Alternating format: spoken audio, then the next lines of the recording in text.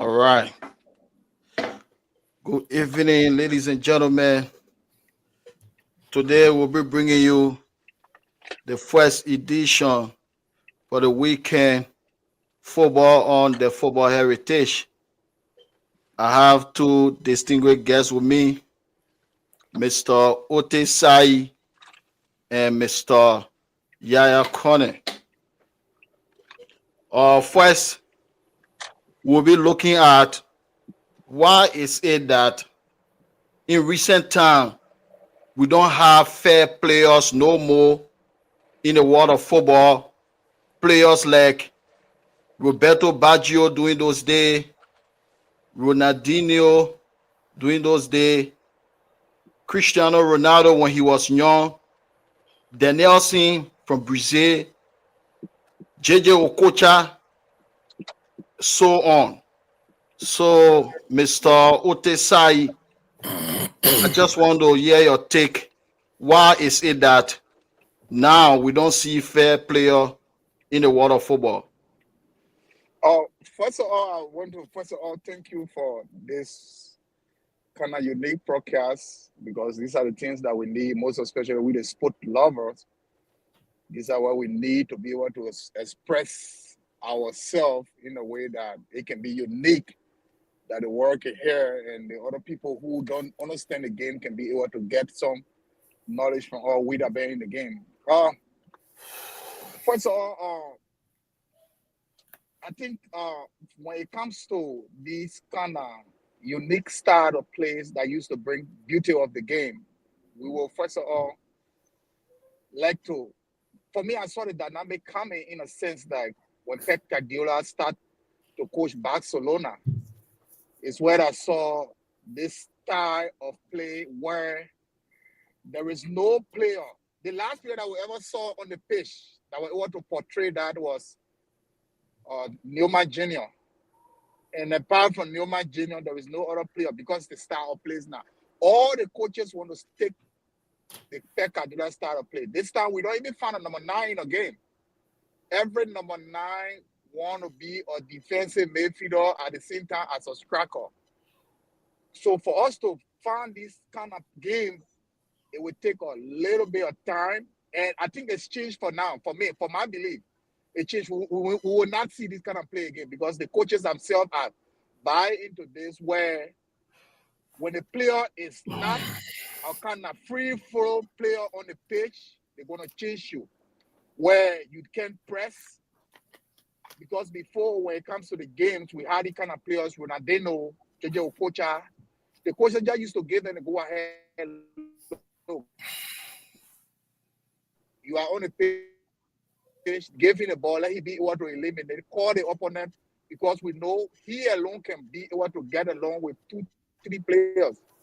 But nowadays, if you can do that, if you can press, you got to be able to contribute when it comes to pressing on the pitch with the Pep Guardiola style.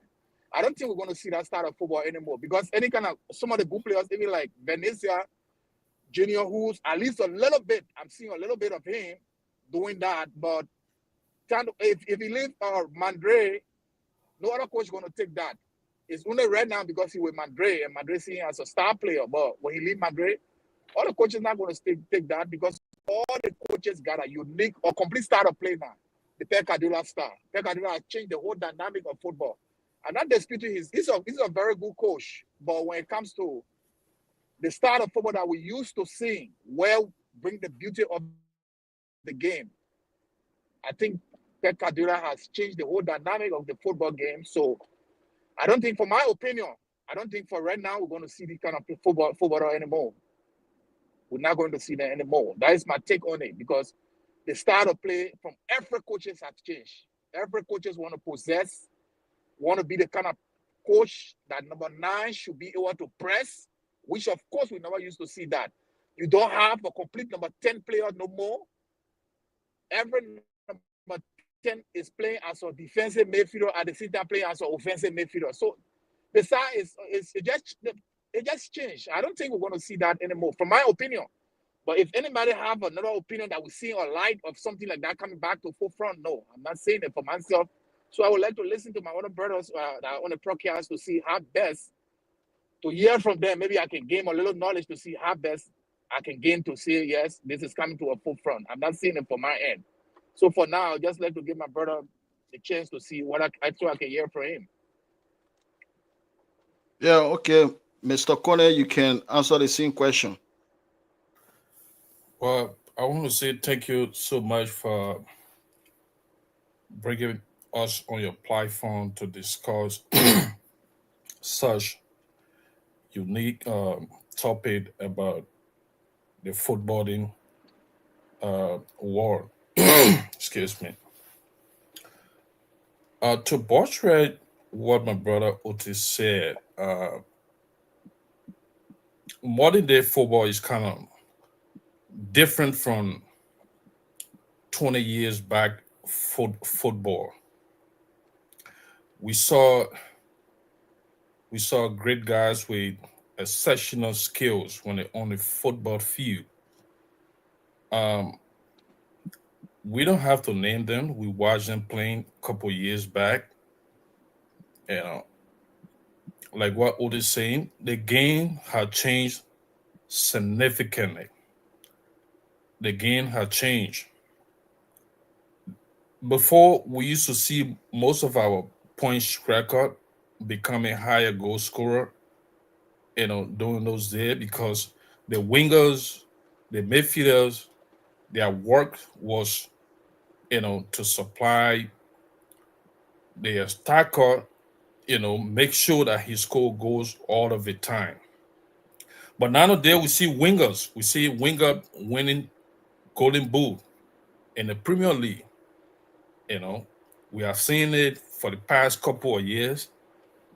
And regard to what Otis said about the coaching style, we still got players with those kind of skills, but they're playing, with direct instruction from their coaches, their managers.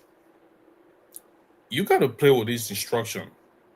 They put paying whole lot of money when they tell you go on the field and do this, and you decide to do your own stuff. You're gonna get problem with that coach.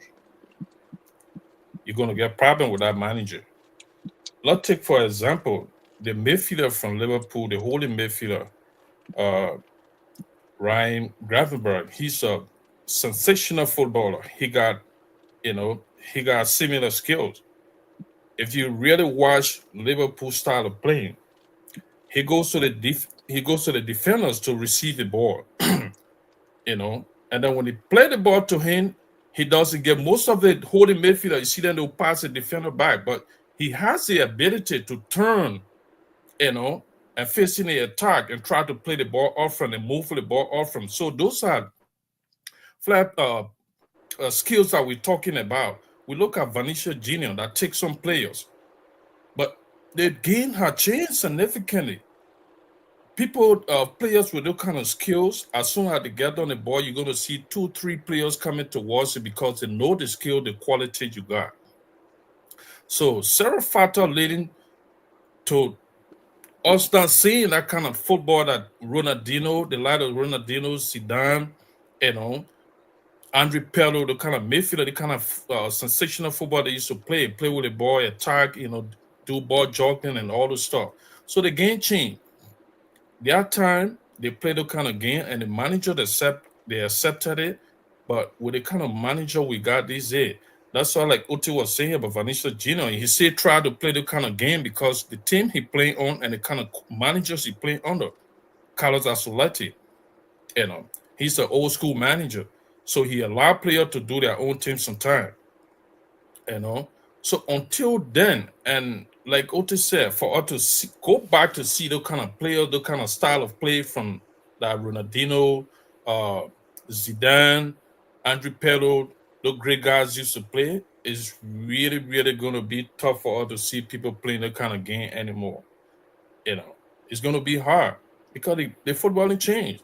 Mo Salah being a winger, he scored consistently, you know, as winger. Striker, they're struggling now to compete with some other guy that play on the wing. Look at Rafinha from Barcelona. He's scoring a lot of goals. During those days, you're gonna find the wingers. playing all of the ball for for the attacker. You're going to see them playing, making play, crossing a lot of ball, but it's no more like that. The winger take the ball, play, they give him return. He's eager, they kind of eager to score goals. So the game changed significantly.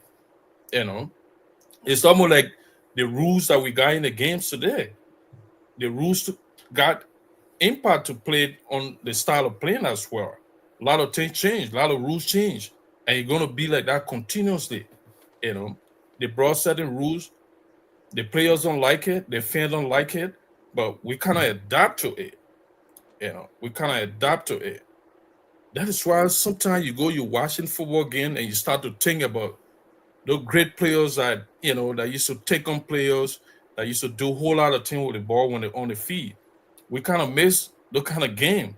But again, this is why we feel this is the world we live in today. So we got to get used to that. We got to adapt it and enjoy it. You know.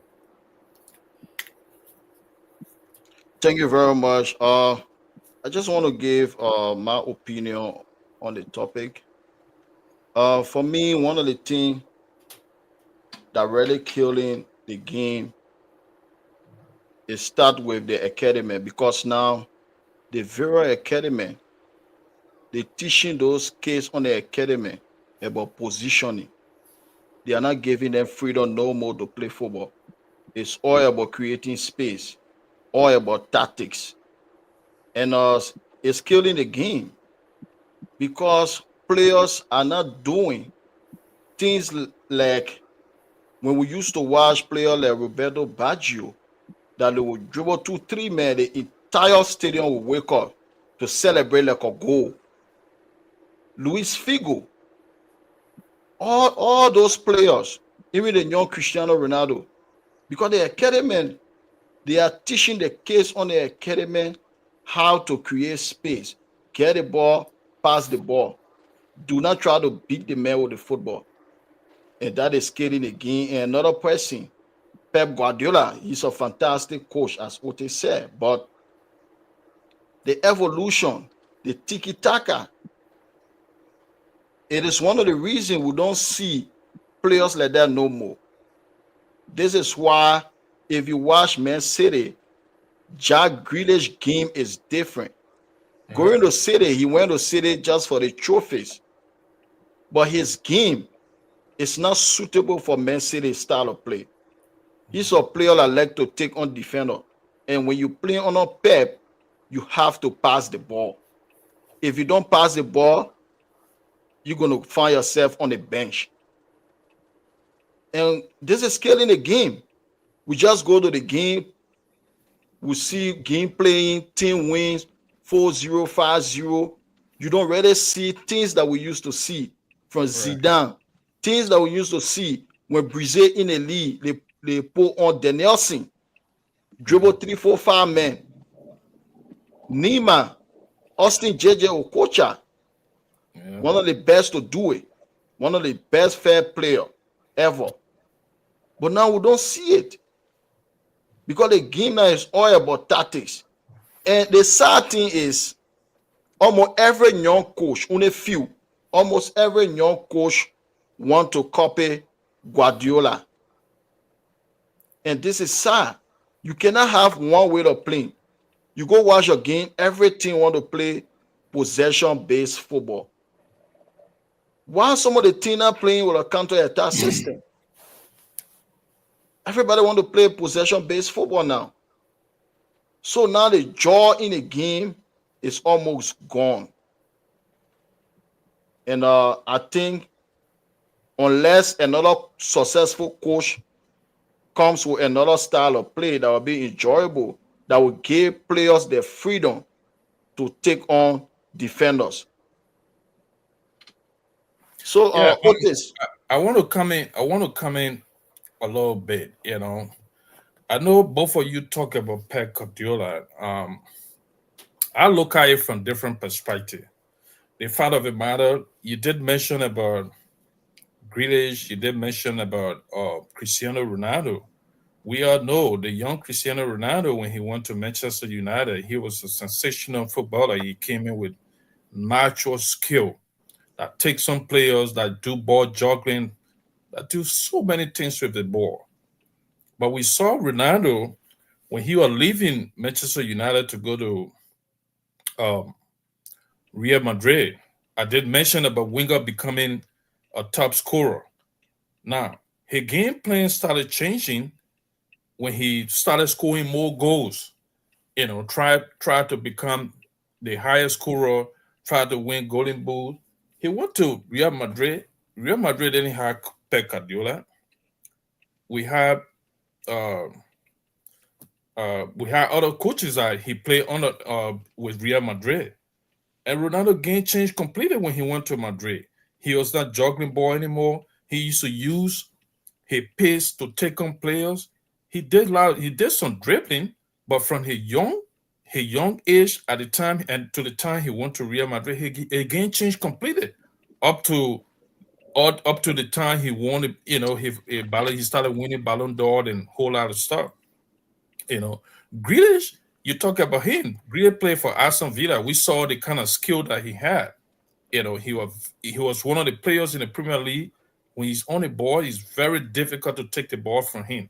But he become a passing player now, with Pep Guardiola. Again, we go back to those rules and regulation that had changed significantly. They played a very, significant roles of changing the game today. The academy players are there. We still got some old players that are playing along with them.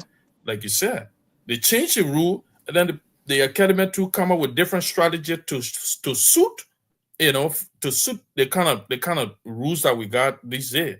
So if you don't have, it's not. I mean, it's not something that to say we don't have players with those skills. Some of those skills are natural skill. You see players, you see them from the youth age, you see how they start playing. You say, no, this one is going to be like this. That's why sometimes people copy, they get an idol, they copy players, they do a whole lot of stuff. You know, those are some of the reasons. But the fundamental reason should be the rules. It changed a lot. So it changed the game as well. Pep Guardiola he just one coach. But take a run in the Serie A, in the German, in the Bundesliga, teams that used to play, you know, the counter system like Liverpool football, like Liverpool. I will always mention Liverpool because they one of the teams that used to play the counter system. They play the long ball system. But when Jurgen Klopp came into Liverpool, their game kind of changed too. You know, coaches got impact, but equally so, the rules have changed significantly. Yeah, thank you very much. I think that's a brilliant point. So, Otis, let me ask you this, right? So, what do you think can be done, right, in the game of football right now for us to start seeing more players with flair? Uh, for me, from my observation, I don't think we're going to see like what you previously said. Like, it's almost like the people now, the academies are going on with start. Trust me, if everything's when the success of that tiki taka one time touch spaces start to, how they call it, come on board, a Pep Guardiola are not going to succeed as a coach with that kind of star. I don't think they were going to take over the football arena right now. But with the way Pep Guardiola succeed as a coach, every coaches now with their game plan, it's hard to hold on to the ball. One time create space, one touch create space. The spaces getting more impact in the game that even a player can go, that you can see a player going up to the goal where he found two defenders. He will still be looking around for his teammate because of the system every coaches are putting into the players. It will be Right. difficult. I'm not, because like before we can see one player going, Ronaldinho going to a two defender, that's a goal. JJ Okocha going to two defender, that's a goal. But now all the games you watch, all the game, a player running with a counter attack, he alone to two defenders. One is taking position to back up, and the other one is coming towards him. He looking around for his teammate until his opponent can cover up. Till at the end of the day, that counter attack can result to nothing. So for me, I don't know, but from what I'm seeing right now with the way I observe the game and the way I watch the game every day, I try to see the game. I don't think it's going to change. It's just going to be money lost in certain way where maybe certain things going to change for it. But with that possession game, that's the new style of play right now. We're not even going to get out of that arena right now until another coach, like what my brother Yaya just said, another coach come up with something else. That free flow, because we need somebody on the pitch who you can make a free flow player, who can be on the pitch and do whatever he want to do. But now other coaches, you go ahead, as you can watch some games. We watch some games in the Premier League, refer to my team Arsenal. One of the players that we have on our team now that was little bit that were trying to do this little bit. It was that little kid from Brazil. Martinelli. But all of a sudden, when you start to do that stuff, the coach start to put him on the bench. Come up till at the end of the day, when he get a ball, even to take up player, he's looking around for opponent. It killed the game. It killed the game altogether to the extent that we don't get a beauty. Teams can win game. We don't even see the beauty of the game till we just see the result. None of this. There are a lot of games that play. We don't see no beauty of the game, but the result just come up. The only thing we just shout is goal. Everything we just shout is goal. But the beauty of the game, where we the fans supposed to enjoy, I don't think we're enjoying it anymore. And we're not going to enjoy it right now because the game, the rules to help a little bit. But for me, the coaches are the main problem to that kind of style of play. So yeah, because if the rules change, but if you give in the player the free flow, because every coaches have to come out to say, okay, this is how I play. I don't care how the other men played, and this is how I play. You see, all the good teams that we used to see before, all the style plays, everything changed. Everybody want to possess the football. Sometimes they even possess the game. So Otis, hold on, let me ask you that. So why you think every coach want to play a possession-based football? What is the reason? The one reason is the coach who brought that possession-based football, he succeed in it. So other coaches believe that without getting that kind of possession football, you can win a game. And a lot of times, it needs certain tactics. Like now, with the possession-based football, there's one thing people are not, a lot of teams that get the problem, the younger teams, the other coaches that are not following Pep Guardiola. If you watch Pep Guardiola's style of play from Barcelona, Pep Guardiola's style of play, he liked to possess the football, but Pep Guardiola always relied on a complete good defensive midfielder who know how to read the game. That's how when you see Pep Guardiola when he went at Barcelona, when Barcelona they were in an arena, when Pep Guardiola was looking for somebody who to replace the leg of Deco then when they were leaving the game. When he went for Sergio, if you look at the track, look at Sergio Busquets. Sergio Busquets was nobody on Barcelona team B. Barcelona team B, Sergio Busquets was one of the laziest players but his mind reading games were one of the things that made Pep Guardiola went for him in the academy. Okay. All right, Otis, thank you very much. Mr. Connor, the same question, why you think can be done for us to start seeing more of those flair players doing those days? Yeah, again, it kind of like we're saying the same thing. Pep Guardiola is one of the reasons, like you guys said. Yeah, we ask you what can other coaches do? Yeah, I'm coming to that point now to change it. I'm gonna talk about Real Madrid style of playing a little bit under Carlo Ancelotti. He been around for some years now, and his style of play never changed.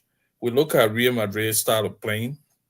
Real Madrid played average ball possession to those things, and Pep Guardiola would never go and play Irish and lost possession. So that's his style of playing.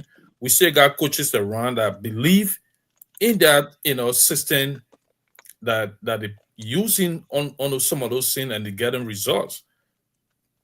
Real Madrid played whole lot of game and a lot ball possession. At the end of the day, they win a game. So that's different style of playing, you know. So to change some of those things is going to be difficult because the rules have changed significantly. There have been a lot of changes. If you go back to some of those style of playing that people used to do before, your team going to suffer a lot because of some of the new rules that they got in the game. You know, the Osa tribe, we got VAR now, we got so many things in the game that have changed. So you just got to play according to the rules. You got to play, alongside with the rule. You got to introduce a system, and what suiting the game now. We're not liking it. We're not really enjoying it. There are a lot of spice that have been taken away from the game, like Otis said. We used to like seeing those sensational game. I mean, plays. Seeing player tapping ball over somebody, turning around and bringing the ball back. No coach going to conduce such a play anymore because the game changed. Everybody just want to get result. We know everybody wants result at the end of the day. We're gonna go watch game out there for your team to win. But it kind of thing, sometimes we're watching game on the phone. Before it never used to happen.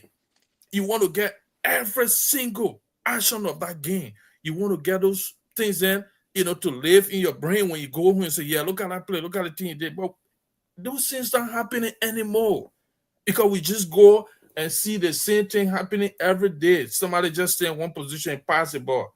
Look at Luis Diaz that playing for Liverpool now. Luis Diaz probably going to Liverpool. We saw him in the Portuguese league. We saw him in the Champions League. We saw him playing for Colombia. He's a sensational footballer. But the rule changing. The coach he went to and the team he went to, they both get a style of playing. They want you to play exactly what they're going to tell you. If you do anything contrary to that, you go on the bench. Like the kid Otis mentioned with Arsenal. So to answer your questions, is really, really going to be difficult for us to see the kind of play that we used to see before. It really going to be difficult. The rules got part, the coaches we got, it got impact on it. So I don't know. We just got to accept this and move on.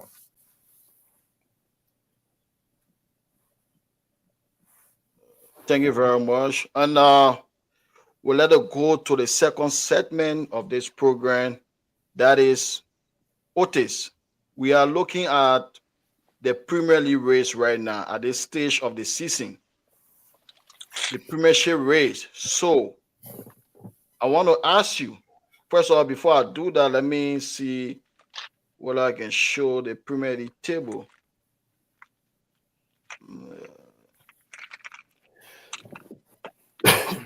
Excuse me. All right. As you can see, this is the Premier League table. Liverpool right now, they have 28 points. They play 11 games, won 9, lost 1, draw only 1 game. They score 21 goals. They have conceded only 6 goals. They have the best defensive record in the Premier League. And Manchester City, they have 23 points, 5 points less than Liverpool. They play the same number of games. They have scored 22 goals, but they have conceded 13 goals in the 11 games they play. Chelsea is now third place with 19 points. Arsenal fourth place with 19 points. And you guys are 9 points behind Liverpool. So let me ask you this.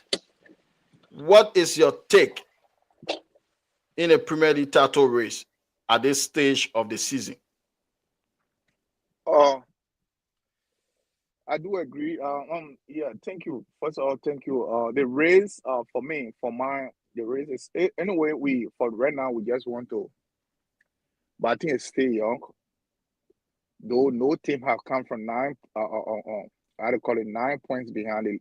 From the Premier League record, team has only come from 8 points behind to win the Premier League, and no team has ever come from 9 points behind. So that's why people keep counting Arsenal out of the race. But before the 8 points behind, there were other teams that said no team had ever come from 7 points behind, no team had ever come from 6 points behind. So record can be breaking. For me, I do respect. I understand Liverpool. Liverpool is scoring 5, and I'm seeing them. But when it comes to the tough run of the game, Liverpool they're playing. I do agree, but they're not better with the top run years in the league. I think after this game where they coming to play, Okay, let me ask you, Dave. You said they yeah, have now played top team or what? What are no you one. trying to say? When I see the top run where you play in succession of 4, 5 teams in a row of big names, like how Arsenal did when it comes to 4, 5 teams in a row, where No, you play. but Liverpool they have played some difficult games like Arsenal. Liverpool play against Aston Villa and they have played Brighton. They play Bournemouth and Yeah, what? Bournemouth they won against Arsenal. Brighton defeated Manchester City. They drew against Arsenal and Liverpool defeated them. Yeah, yeah. I'm not disputing the fact, but when you look at Arsenal, Arsenal had the week that we play Liverpool at the same time went away to San Siro, came from there, played Chelsea.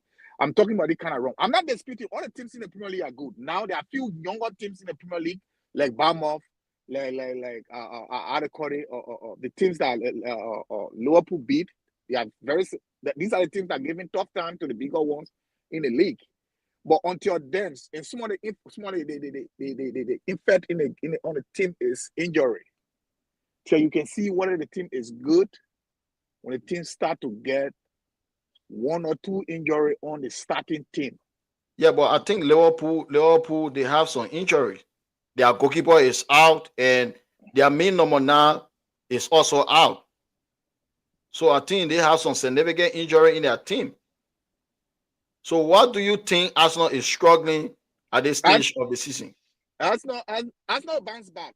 Arsenal will bounce back. The reason Arsenal is struggling was just because of injury. The injury had a great. Though I do agree there are some problem with goals and stuff. For one factor, we need a number 9. We need a complete attacker, a complete number 9. That's not problem. But the injury too, with all that, Arsenal played 2 seasons now, almost 3 seasons now on a Tata where before they start, he for 2 seasons prior was not okay. But the 3 seasons on Atata now that is very, very 2 seasons on Atata. Let's say that is very the 2 seasons that they came second. They never play with attacker, but the teams were very good because the injury. Even the first round that they came second on that they came second. You saw the first round of the league. Arsenal had an But injury. Arsenal Otis, had a. Just give me 1 minute. just hold on, let me ask you this. Don't you think because of the lack of clinical striker, don't you think that was the reason the last 2 seasons that Arsenal couldn't win at least one of the Premier League titles? It's contribute, but it's like 20 to 25%. I think one of the things that make the loss to the league was complacency helped them won because I think when they were certain stage of the league where they start to win because they are now won a title before they don't know how it takes to hold a title. So when it start to reign at certain level where they knew that they were up like 4, 5 points, they begin so complacent, like, oh yes, all is in our hand. And all of that sorry, and they forget to know that it's the football game. That's when they start to drop the points. The time they pick up themselves that, oh, it is late and we have to do something, it was already late. But Striker is one. The quad Striker contribute to that too. But if you check the time Arsenal lost the season, they scored a lot of goals. Apart from no Striker, Arsenal one of the teams that scored the highest goal, one of the higher goal in the Premier League. We asked Striker. Yeah, but one thing you fail to realize is that you can score a lot of goals in games, but there are some games that a team will not play well. But then if you have like striker that have that killer instinct mentality, That striker that can score goal all or nothing. He gonna make you to be Premier League title winner, and that's why you guys are lacking. Yeah, I do agree. I'm not disputing the fact that Arsenal does not need a striker. Arsenal need a striker. But when we're trying to put the factor on striker, I do agree. We need a striker. But when you look at the Arsenal team, the injury is contribute a lot. Yeah, but you only have one main injury. Your captain. No. Watch the Arsenal team.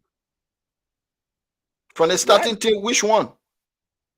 The starting team before the season, you have even how they call it, sir. I'm talking about long-term injury, missing 4-5 games. Which one of them? No, but it's not about long. It don't have to be long-term injury, but injury contribute to the game where you are not fit, and then they put you on the field only because they want to cover the space. It got great impact. If you injure, and they only try. So don't you think the coach is responsible for that, because you have a complete squad, you have over 18 players. So why will you play a player that is injured? And trust me, one of the things that contributed to Arsenal's problem now is that they gave away some players that they're not supposed to give away. The Arsenal was not supposed to offload. I think they should have left all the players that they offloaded from the team, because you have to have a second team. Most of the guys that you offloaded, they were already mature for the past 2-3 seasons. How will you make the player mature already and give him out when he already know that, yes, we have reached the peak? Now look at how Smith Rowe play on how to call it, sir? How to call it, sir? On Fulham. Look at how he play on Fulham. Look at how Smith Rowe play on Fulham. Every goal that Fulham scored today, he contribute to it. Yeah, but that's on the coach, because he allowed him to leave. He allowed him to leave. But the problem is, but me, I believe, for me, I still got to hope Arsenal will win the title. I can bet it. So let me ask you this. Yeah. Because Arteta, next month will make Arteta 5 years in charge of Arsenal. And he won the FA Cup during the first season with Emery's squad. But since then, he has not won any major trophy. So if Arteta, if he doesn't win the Premier League or the Champions League, do you think it is time for him to go? No. Why? Reason being is, let me tell you, you can't build somebody. And if you like Arteta to go now, he can get a contract at any moment. The moment you tell him to leave, he will get a contract. But the problem is to find a coach right now. They are just few in the world. It's not easy to get them. But there are a lot of coaches. You can buy them all of that contract. Manchester United buy Sporting Lisbon coach all of the contract. You have Simone Inzaghi at Inter. He's a fantastic coach. Until they can come and then so. But for me, leave Arteta there. You can. For me right now, I can come. The only season I only come Arteta now or 2 seasons, because 3 seasons back it was a rebuild. He did extremely well. Only 2 seasons I can't hang on. Because for 3 seasons it was a rebuild. We needed to rebuild our whole team to get rid of players who were on high salary that were not contributing a lot to the games. The ages were welling away. So for now, the way he built a team, I only can't hang on 2 seasons. This season for me, for my own grading, this season was making a 3 season, the 10th season that I grade him on. So if he don't win nothing this season, until then we can make that decision. But for me, I think we still need to give him more time. Like, so let me ask you this. So even if Arsenal they finish outside the top 4, should Arteta stay? Yeah, he finished outside the top 4. He need to stay. He need to stay. Okay, thank you very much. Let me go to Mr. Cornell for his intake, for a view on the Premier League title race. You muted. Unmute yourself. All right, thank you. The Premier League title race stay open, from my opinion. because it's still early. 10, 11 games is not enough to determine who wins the Premier League at the end of the season. My my brother Otis kind of struggling a little bit trying to defend Arsenal. And he went as far as saying that Arsenal will still win the Premier League, you know. Let's be real. We know the record in the Premier League. To win the Premier League, you got to get a consistent goal scorer. Liverpool struggled a couple of seasons. They lost the Premier League to Man City um, with I think one or 2 points margin. Those things happen because Liverpool was not scoring goal at the end of the season. The same with Arsenal last season. You know, right now you cannot underestimate Liverpool. People are looking at Liverpool this season from the start of the season to be a team to struggle because the coach that left them, he's a sensational coach. Um, the football that he brought to Liverpool was entertainment. They was getting, the result. They were winning games. They struggled to win the Premier League, a couple of times. They won it one time. They struggled the rest of the time. They lose the Premier League with close margin to Man City. Now, they got a new coach that came. Nobody knew him. I say nobody knew him like Jurgen Klopp when he came from Borussia Dortmund. Now he came. He's doing the job that people want. If you watch Liverpool style of playing, they're not conceding like before. Jurgen Klopp he had one mentality: win balls possession, go for kill, get goals, make sure they win. You play like that in the Premier League, you're going to concede a lot of goals. And we look at the team. You just pull out the chart, the table. Liverpool concede the number of goals they concede so far as compared to the past 5, 6 season. It's fantastic. That's a fantastic record. So you can I know it's early, but you cannot rule them out. And again, we're looking at Man City. They've been, you know, they won the league 4 times in succession. How can you rule teams all like that? No. I know they're struggling a little bit because they are one of their key players is out. And since he went out, they've been struggling. Not only in the Premier League, we saw the game they lost to Sporting. It was very much surprising to see Man City lost into a team like that. You know, so Liverpool is in a better position right now. And again, it's too early to tell who's going to win our league. You cannot rule Arsenal out. We know their captain. He's one of the main men on the team. Now he just came back. So let's wait from now to January, and then we'll be able to, look at the pace of the table, look at the pace of all those teams in, their position and what have you. But again, you cannot win the Premier League, with a makeshift striker, somebody who score one goal and then wait for another 3 to 4 games before he get another goal. You cannot win the Premier League with players like that. Man City been winning that league because they got a consistent scorer. Before Haaland going to them, they were scoring goals. Liverpool won the league when they had the trio, those guys, Mane, Firmino, Mo Salah. They were all fantastic footballers. They were playing good game. They were scoring a lot of goals. So you couldn't rely on one person on Liverpool at the time they won the league. You couldn't rely on Mo Salah to score goals. If Mo Salah, you give him a tough time, he's not getting goal. You're going to get Firmino scoring. You're going to get Mane scoring.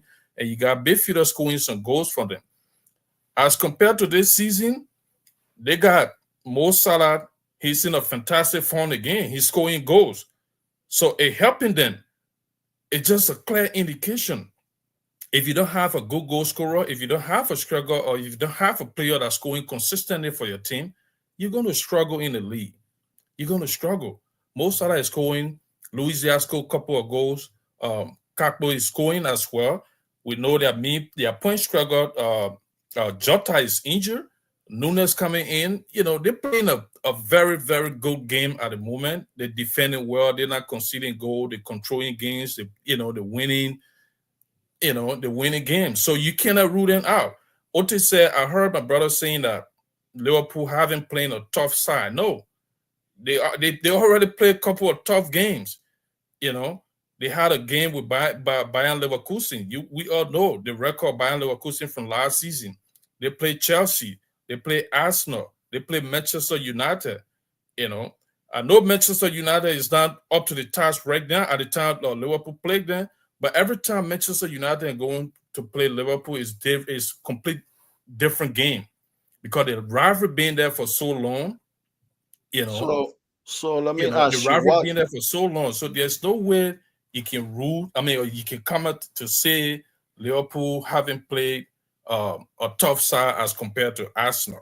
They have played a couple of tough sides that you lost to, Arsenal lost to, and they drew with you, Arsenal. They won Chelsea, they won Brighton, they won both balls. Those are tough games that we saw other big teams struggling to them. So again, to answer your question, it's too early to determine who's going to win the league, but they are in a better position. No, I just want you to.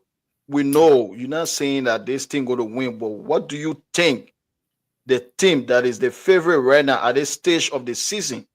They're Absolutely, going to it's win it. Liverpool. There's no doubt of there's no doubt of that. With the football they play right now, they're the favorite. They was not the favorite at the start of the league, but after 11 games, from that performance, we said Liverpool is the favorite. And what can Liverpool do in a January transfer window to maintain the top spot in the Premier League? Excellent question. I said this to a colleague of mine a couple of weeks ago. We got their holding midfielder. He's playing sensational game for both Liverpool and the Netherlands right now. So if we're not praying for that, I'm a sympathizer of Liverpool. I'm not praying for that. I'm not hoping for it. But if injury come on our team, the kind of football he playing, you don't have anyone to replace him on Liverpool at the moment. So they got to go they got to go back in the transfer, and when the transfer window open in January, they got to go back in the market, make sure and get a good holding midfielder to for backup. You look at the transfer window, they only signed one player, and that man came from Italy. Chelsea, he only played like 2 games. He injured. He was not already informed when they bought him. So I agree he's a good footballer. He played a lot of good games with Juventus. When you look at his record, but coming to Liverpool, you just played like 2 games and then you went back and you're struggling. You got Mo Salah, you got Capo, you got Luizia on the wings. He's going to struggle to get in that team. So the problem with that team right now that they need to take care of in the January transfer window is holding midfielder. You need to get a perfect replacement just in case of injury. Maesta is playing very well, and Ryan Gravenberch is playing as well. You got Curtis Jones that came in of recent, since he recovered from injury, he been fantastic. We know the season is long. There are so many games those players got to play. So any injury, it will be a serious problem to Liverpool. But for now, we get in the flower. The coach is doing a fantastic job coming new to the Premier League, and then you performing like that, that's exceptional. We got to give him the credit.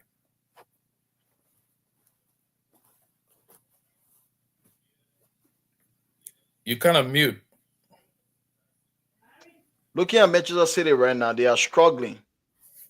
Pep is finding it difficult to find an answer to address the Rodri situation. And for the past few seasons, after December, Man City, they always play strong. Yeah. They always play well. They win a lot of games after December. But do you think this time around, with the injury crisis they themselves going through, with Rodri, particularly Rodri being out, do you think Man City can catch Liverpool or overtake Liverpool in a title race? Well, the possibility is there. We have seen it a couple of times. We have seen it so many times. You just said it. You know, after December, we always see Man City, coming out strong, winning so many games. They're not even thinking about drawing. But those things happen when they get all of their players 100% fit. You know, then they can pick up. We know Pep Guardiola, he always tried to find a way out. This one is kind of surprising, winning, losing like 4 games in succession. It kind of surprising to everybody. Like some of those teams that he lose so in the Champions League, in the Premier League, it kind of surprising. But he's a fantastic coach that always find a way out.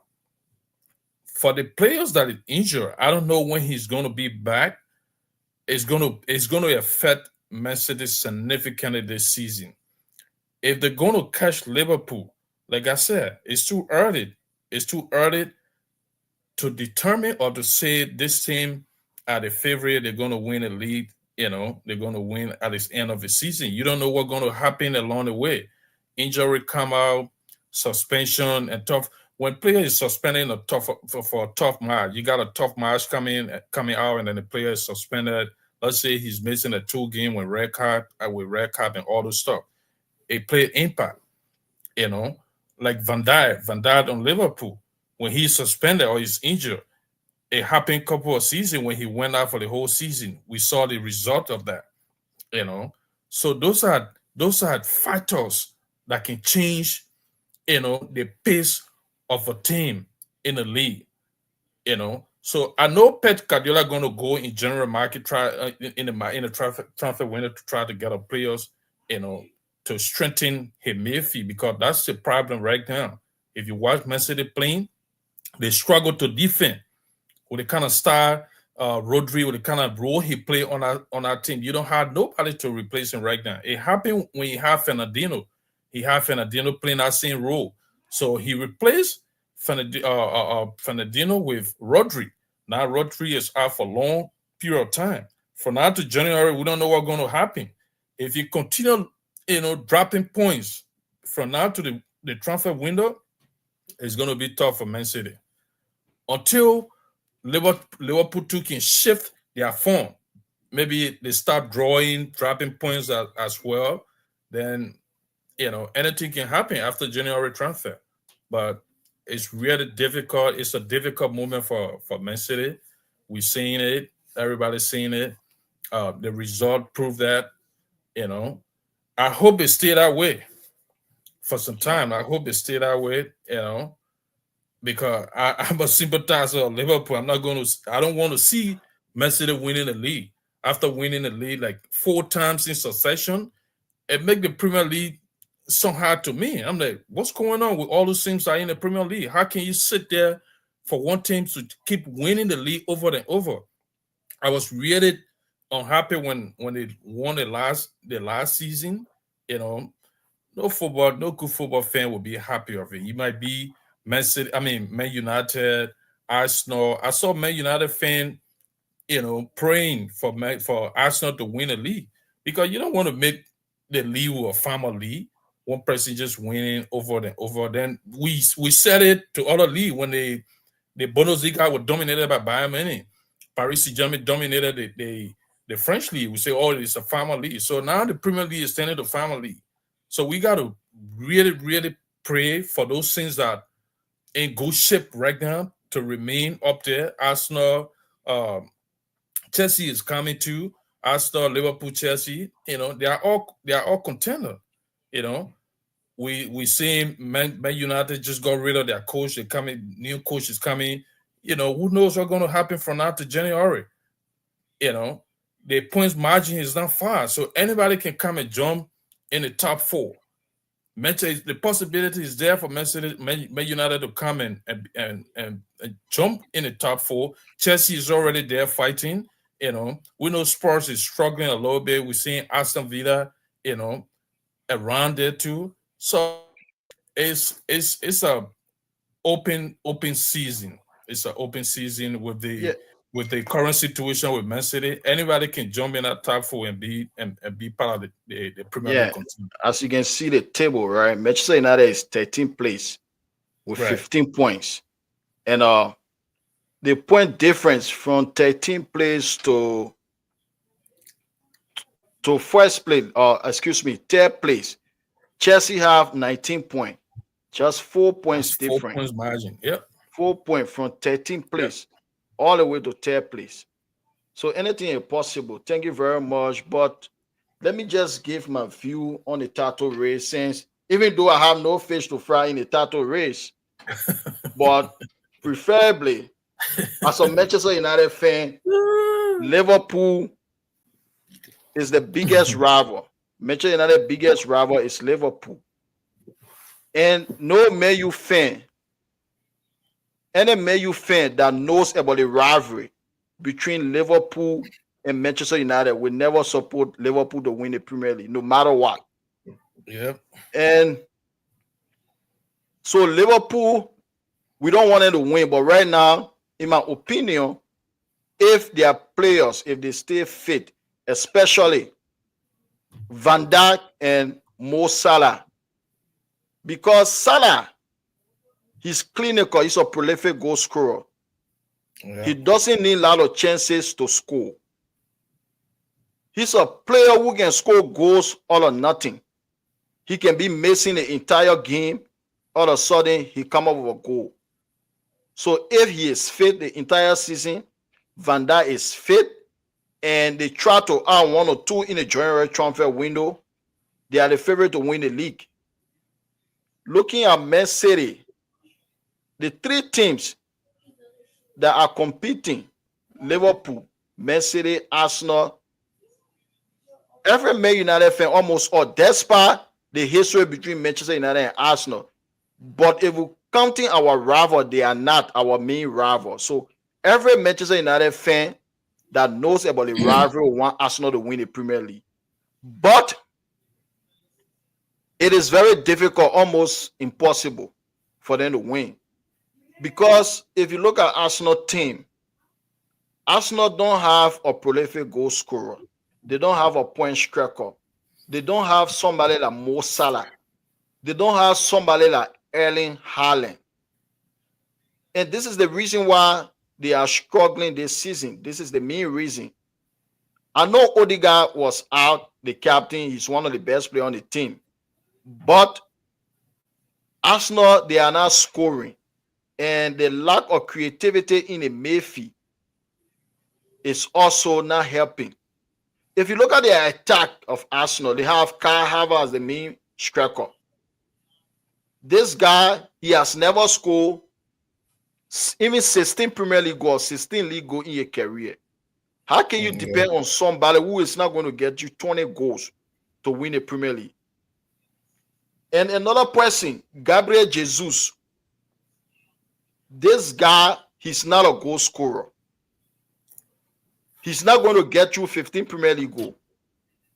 And you are depending on two strikers that when they combine, they will not even get you 30 goals. That Mo Salah alone can get you. That Erling Haaland alone can get you 30 goals in the Premier League. This is the reason why they are 9 points behind Liverpool. And in my opinion, I don't think they're going to recover.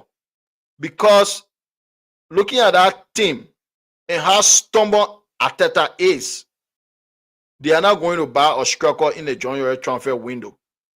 Because the problem, it has been there since they got rid of Aubameyang and Lacazette.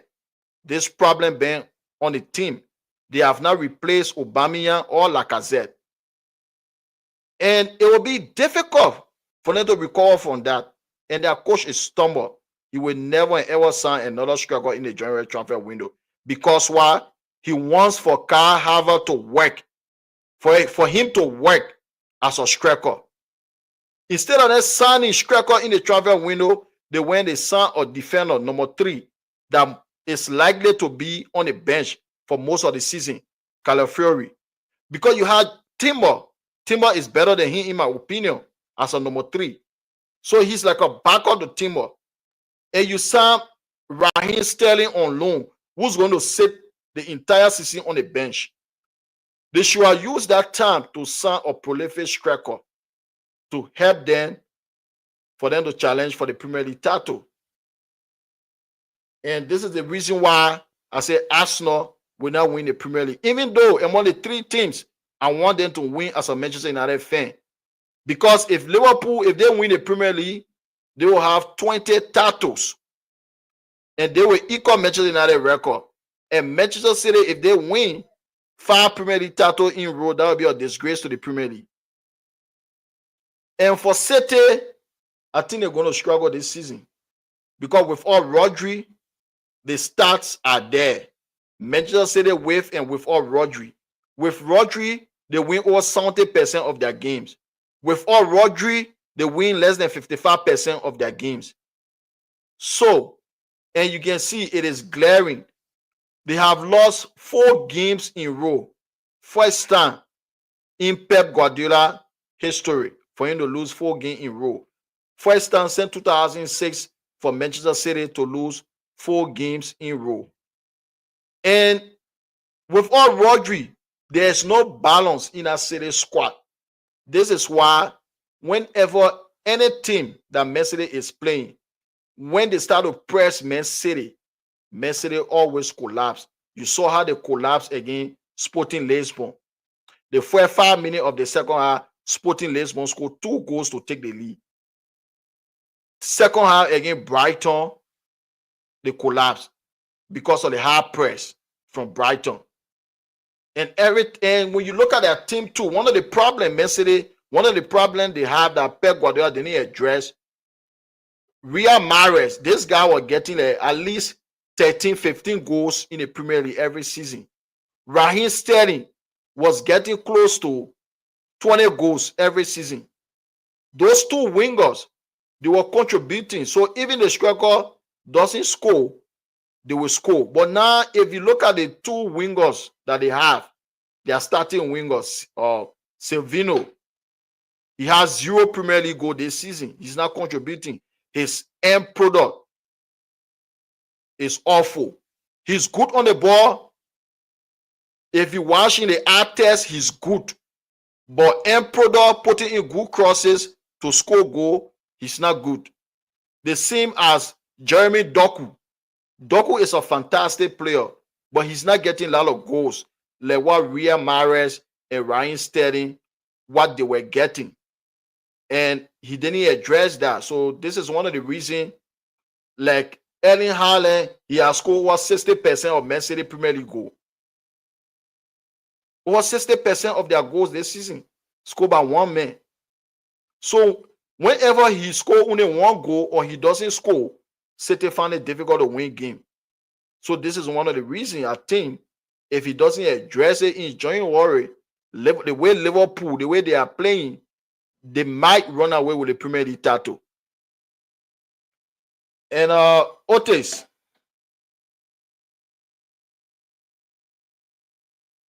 are you there? Okay. Yeah, I was mute. Yeah, he's muted. Oh, Yeah, okay. okay. Yeah, Otis, Well, you in the dark now? are you there? No. You hearing me? Yeah, I'm getting you. Where you at, my man? You gotta put your lights on. No, yeah. So- I'm something, so sit down. I want to be. So, Okay, so yeah. we're now let to move on to the La Liga race. The race for the La Liga, as we all know, Barcelona is first place in the La Liga table. And for the La Liga, I think we all know there are 2 teams really competing for that title, Barcelona and Real Madrid. And Barcelona, they have surprised a lot of fans this season. Nobody saw this coming. The way they have been playing this season, they have been playing high-line football. I call it suicidal football, because high-line football, when you get exposed. Yeah. Can you go to a little bit? I mean, Yeah, Yeah, I'm not to you, Otis. And Japo, you're on mute. And the way Barcelona is playing, as you can see the La Liga table, they are first play, 33 points. They played 13 matches. They won 11 games, lost 2, draw nothing, and they score 40 goals in 13 games. 12 goals against with 28 goal different. They are scoring a lot of goals. The three main strikers are scoring freely. And Real Madrid are 6 points below Barcelona with 27 points. But they play 12 games. They have one game in hand. They should have played Valencia, but they postponed that game due to the flaw in Valencia. And they have won 8 out of the 12 games they played. They drew 3, they lost only 1, and they scored 25 goals, 11 goals again. So, Mr. Corner, let me ask you this. The way Barcelona, the way they are playing this season, they are scoring freely. And Madrid, they didn't start the season well. They draw a lot of games and they struggle to score goals like before, especially with Mbappe coming into the team. So, what do you make of the La Liga title race? Well, as it stand and looking at the performances of the two top teams, I say Barcelona is favored right now because looking at the numbers of goals is scoring, 40 goals in 13 games, that's insane. Uh, Madrid struggling from the start of the season, they've been struggling, and their problem had not been defense. Their problem has been goal scoring. With those 3 games they drew, it's because they couldn't score goals. So for now, Barcelona is the favorite. It's too early in the game. It's just this 11, 12, or 13 games in the La Liga. You got 38 games to go. You got 38 games in a season. So if you play 13 out of 38, you kind of left with um 20, 20, 25 games, right? That's 25 games Yeah, remaining. they have That's a 25, lot of Madrid had games. 26. Yeah. So Real Madrid got a serious crisis going on the team right now. Um, our strikers, our attackers are not scoring goals, and now we got a injury upon injury. Our whole defense is makeshift defense right now. The only center defender that Real Madrid got now is Rodriguez. He's the only Anthony. He's the only person right now. Cavaja is out for the whole season. Uh, Vasquez that came in for him, he's out. Meditao, he's out.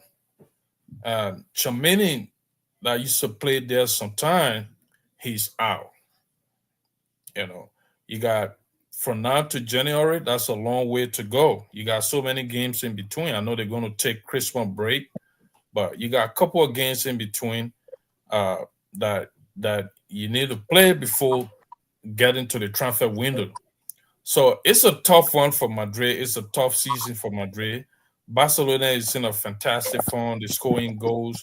Um, they're not defending more than Real Madrid. If you look at the goal conceded by Barcelona, is more than what Madrid have conceded.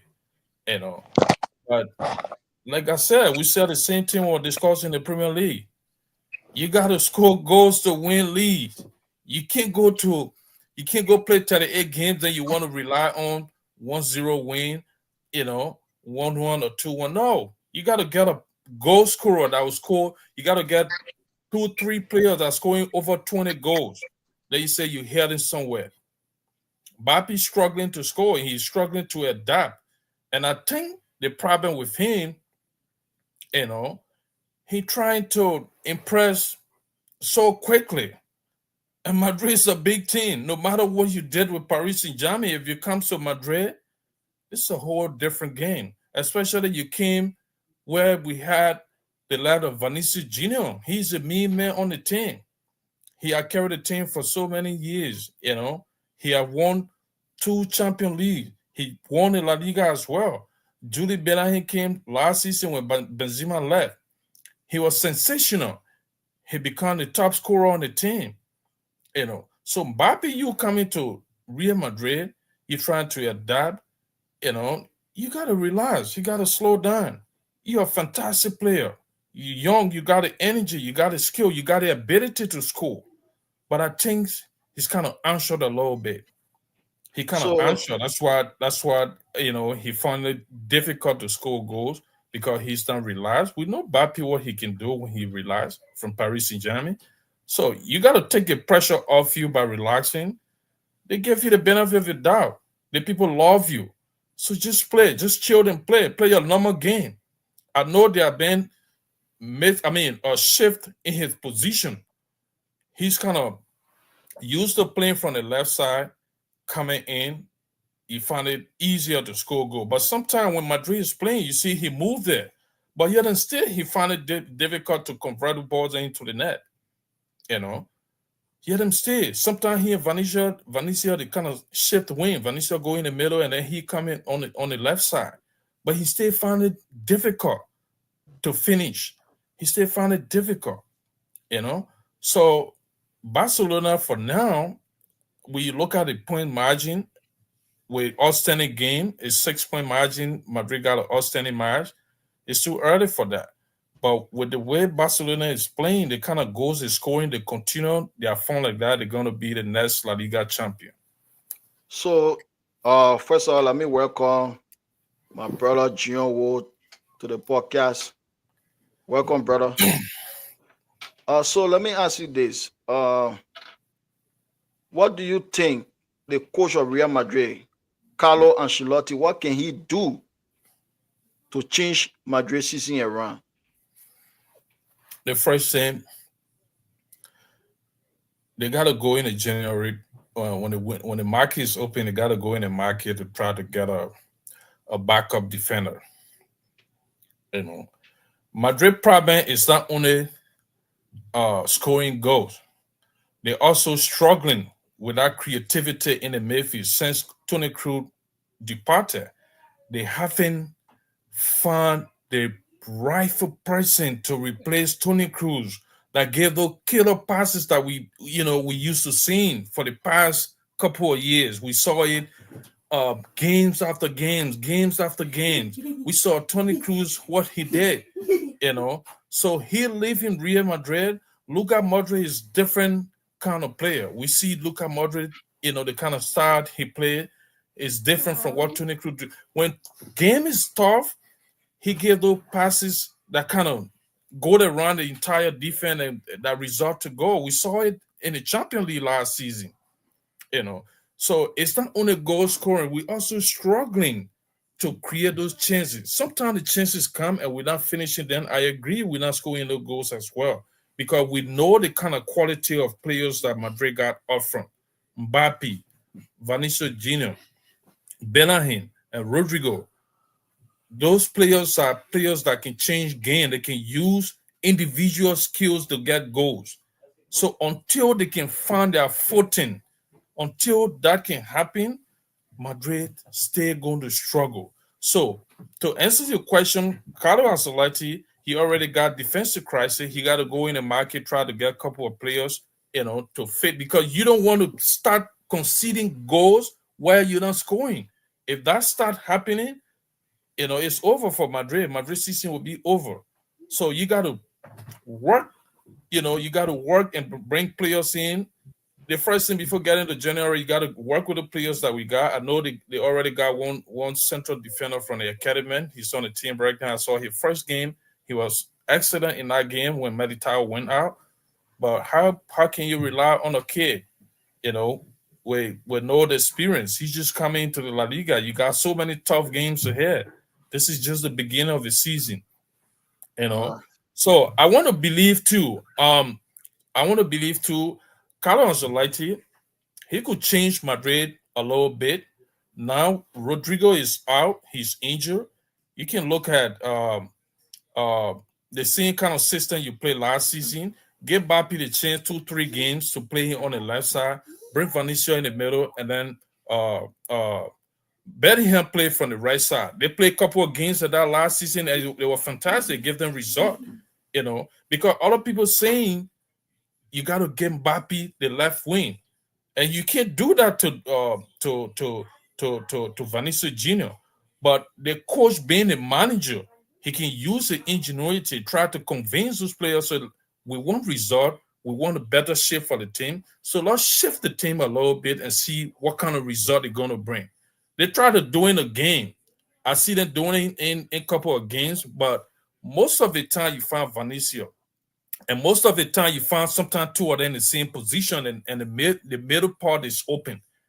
You're not going to get goal like that. You got to get somebody in that fourth. You got to get somebody in the box if you want to score a goal. We know Vanessa run. He take players on, and he go and strike and get goals sometime. But you cannot get two players on the left side. It's gonna be difficult to consistently score a goal. So he needs to talk to Vanicio and Mbappe. That probably need to be resolved. He, as manager, it is his responsibility to talk to those two players for them to be able to define a role up there. Vanicio know his role, we know that, but Mbappe was brought to play in the center. That's what he got brought for before they could sign him. Because Madrid been locking up, they've been locking players since the departure of Karim Benzema. So that was the problem. He came in to play that role. So you got to adjust to that. You know, All that's right. what Carlo Ancelotti need to do now All right. as Thank a you very manager. much. I'll let you bring in Dale Ball. D-Man, looking at your Yeah, team this season, nobody saw it coming. The way you guys, the way Barcelona, the way you guys have been playing, you have been playing good football this season. Nobody saw it coming. A lot of people thought Barcelona would have struggled because Xavi, the same players that were playing under Xavi, they are the same player that are playing right now under the new coach. And you guys are top of the La Liga, 6 point clear, even though Barcelona play one game more than Real Madrid. And the way you guys won against your biggest rival on their own ground. So do you think Barcelona have what it takes for a team to win a La Liga? Do you think Barcelona going to win a La Liga title this season? uh, well, I will start by saying thank you for the show and thank you for inviting me. Uh, I've been in the comment section listening to you guys on the Premier League discussion because I'm not a fan of the Premier League. So when you decide to talk about the Spanish La Liga, that's where I came in. Uh, Now you said we were not expecting Barcelona. For me, I'm not one of those that was not expecting Barcelona because I know No, Barcelona. here's the thing I'm saying, right? A lot of Mhm. football fans, I'm not just talking about you, but the majority of the football fans, even people who are not Barcelona fans, we are surprised that Barcelona is playing scintillating football. They are scoring freely. So, Yeah, do you think with the way Barcelona, the way they are playing, you think they're going to win a La Liga? I'm 100% sure of that because for the past season now, if you watch Barcelona, I can tell you for sure that Barcelona has been building their team. Barcelona has been building their team. I got a friend of mine that even left Barcelona and said going on loan because Barcelona gave players that they are not supposed to give up. When it comes to soccer game, there are times that teams struggle. And during the time they struggle is the time they use their strategize to get a couple of players together so that they can spend some time together and understand. And then when they come back, maybe a couple of seasons, it's going to be like the way they were last season. They are not going to be like that this season. Now, you spoke of Xavi. The issue with Xavi had some situation with a lot of Spanish players on the team. Xavi had a very good team that could win the league last season. Now, you had a leg of Pedri, you had a level how you call him, Gavi, and when it comes to Barcelona, when these guys are fit, they must play. Now, watch this season performance for Barcelona. Since Xavi left, most of the guys are out of the team on injury and stuff like that. For the past 7 different games now, watch the winning team. How many of them you see them play? Just watch the Barcelona starting team for the past 7 to 8 games. How many of them you see them on the field play? That's what the problem is when it comes to Barcelona. They believe in putting the Spanish players on the field. They believe you can go and buy a player 70 million, 50 million, and keep it on the bench and put Gavi on the field. That's wrong. And that's what Xavi has been doing for the past time he was there. And the main reason this coach is succeeding because he putting players on the field, those that he feel can give him results. Yeah, but you talk about Spanish player, but if you look at the coach, he using 17-year-old Kubasi in a center defense, right? And he using another young star from La Masia, Marc Casado, who is also very young. And he's still using Lamine Yamal. And if you look at your team this season, the best player on Barcelona team this season is Lamine Yamal. Despite Lewandowski scoring more goals and Rafinha scoring enough goals this season. But those same Spanish players you're talking about, I think they are also being part of the best players on this team under the coach. Because Paul Kubasi is just 17. He's still in high school. After game Monday morning, the guy goes to school. 17 years old, high school. He is a starting defender, central defense, there where he plays. And you look at Marc Casado also from La Masia Academy, Spanish. Even Femi Lopez. And all those guys, they are playing well under the new coach. But if you look at your team, the way you guys are playing, especially the high line, because Barcelona defense. Just give me 1 minute. I will ask you 1 minute. Looking at the high line from Flick, your coach, Hansi Flick, the high line he's playing with. If you watch Barcelona this season, their defense is almost on the center circle line, a very high line. So, do you think, like, if he gets found out by other coaches, like tactics, do you think he's going to change the high line? He going to change, or the team going to change the tactic? Which the one? Coach, I'm talking about the coach. Do you think the coach going to change the high line he usually play with? Because right now, from the beginning of this season, Barcelona defense, their line is almost in the center circle. So do you think if he gets found out, because a lot of coaches, they're going to study his tactics. So do you think when he starts conceding more goals, do you think he will change the high line? You see, sometimes these things they happen based on decision of the bull, because at time, listen, I'm talking about the coach tactics. The bull doesn't. Change. A possible change to 4-3-3 like the Barcelona regular system. No, he using the 4. Listen to the question, Dalebo. He's playing with 4-3-3, but I'm looking at the defensive line. Some teams, they play, their defensive line is deep, especially most teams that play deep. You see, most of the smaller teams, their defensive line is very deep. But this Barcelona team, if you watch your games, the defensive line is all the way to the middle of the pitch. There where they get a defensive line, the back line, the entire back line can go all the way to the middle of the pitch. So do you think the coach going to make tactical adjustment when he gets found out? No. So even Barcelona start conceding more goals, even he start losing games, he's not going to change? When he start losing games, for me, I believe that he's going to check and see where the leakage coming from and have that player replaced with another player. Maybe that player is not informed or something, but to say he will change that tactic, no. No.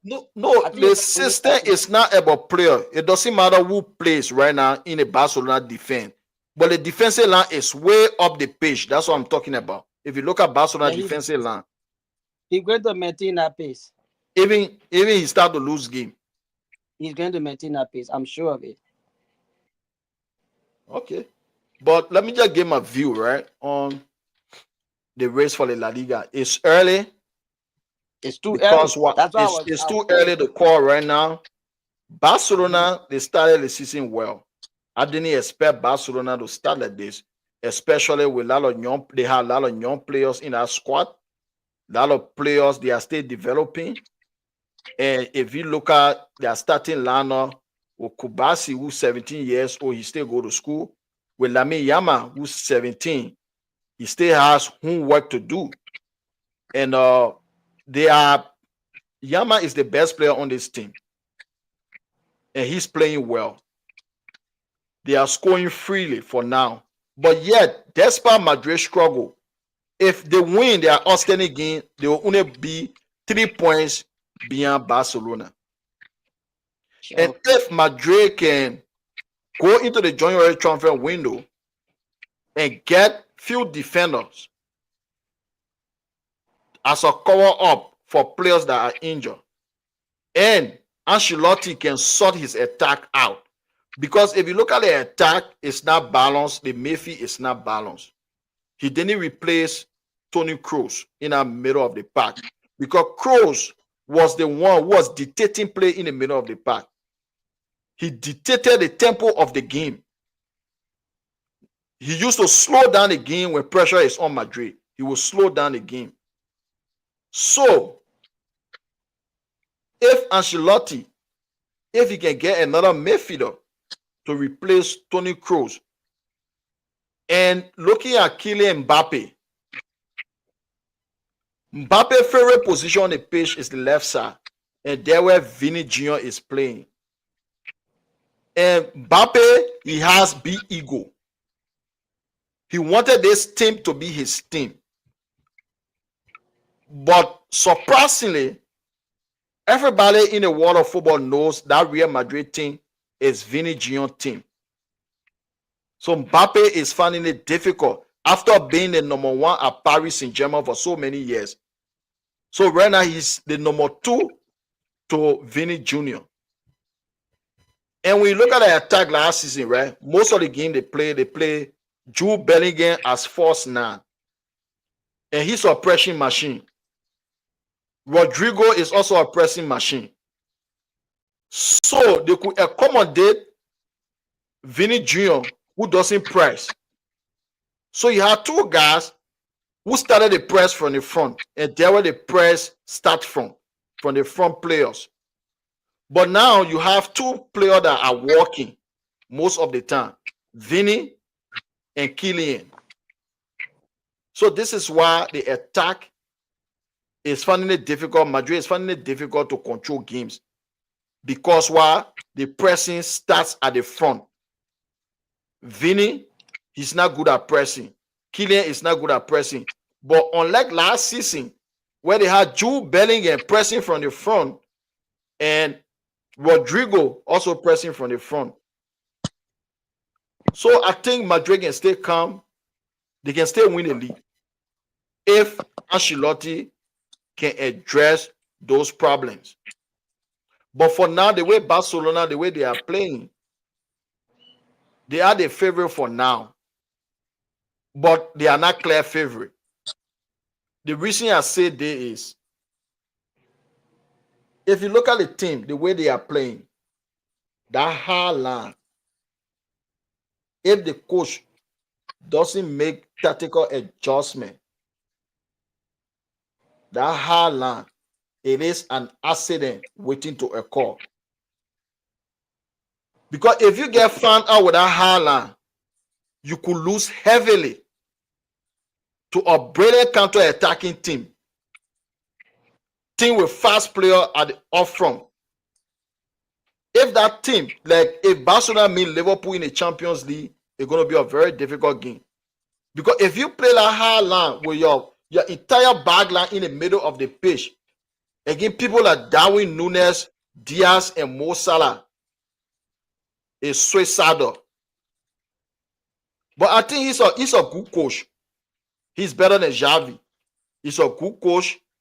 He has won the Champions League before, and I think he knows what he's doing. But you Exactly. said he will not make a tactical edge. But I believe if they start to lose, he's going to make tactical adjustment because you cannot play with that high line against every opposition. Because why? You're going to get exposed. Against certain opposition, you're going to get exposed. Like I said, Liverpool is one of the, in world football, Liverpool on the break, they are the most dangerous team in the world. On the break, Liverpool can defend after 3, 4, 5 seconds they score because they are attackers, they are fast. Salah, Diaz, and Nunes. Despite Nunes not being a prolific goal scorer, but he's so fast, he can cause mayhem for defender.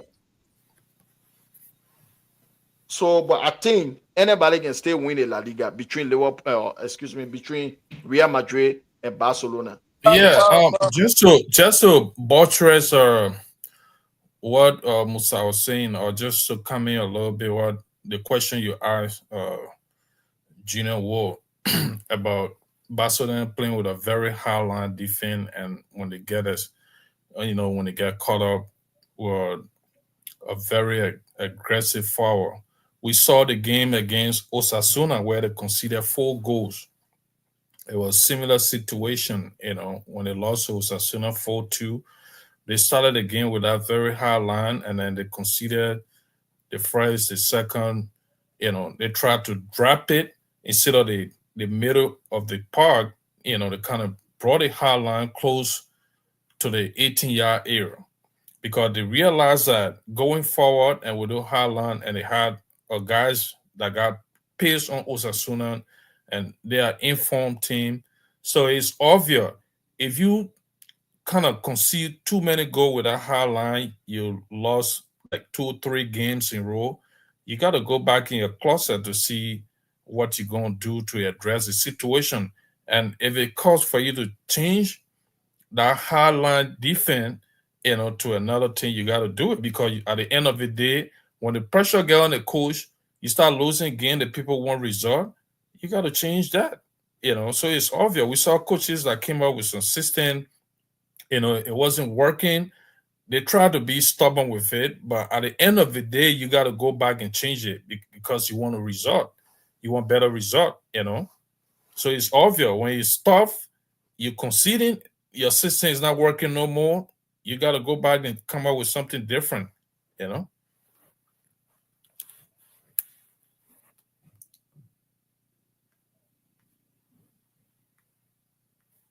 You muted, Musa.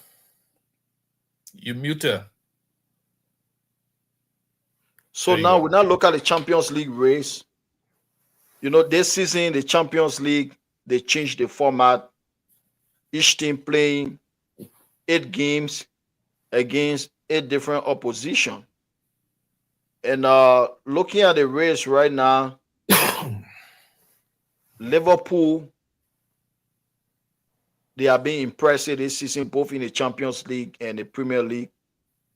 And they are one of the best teams right now in the Champions League.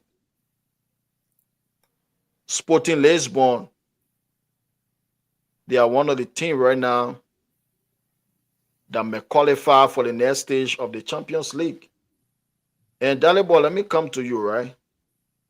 So I want to get your perspective as it relates to the Champions League. Who do you think going to win the Champions League this season?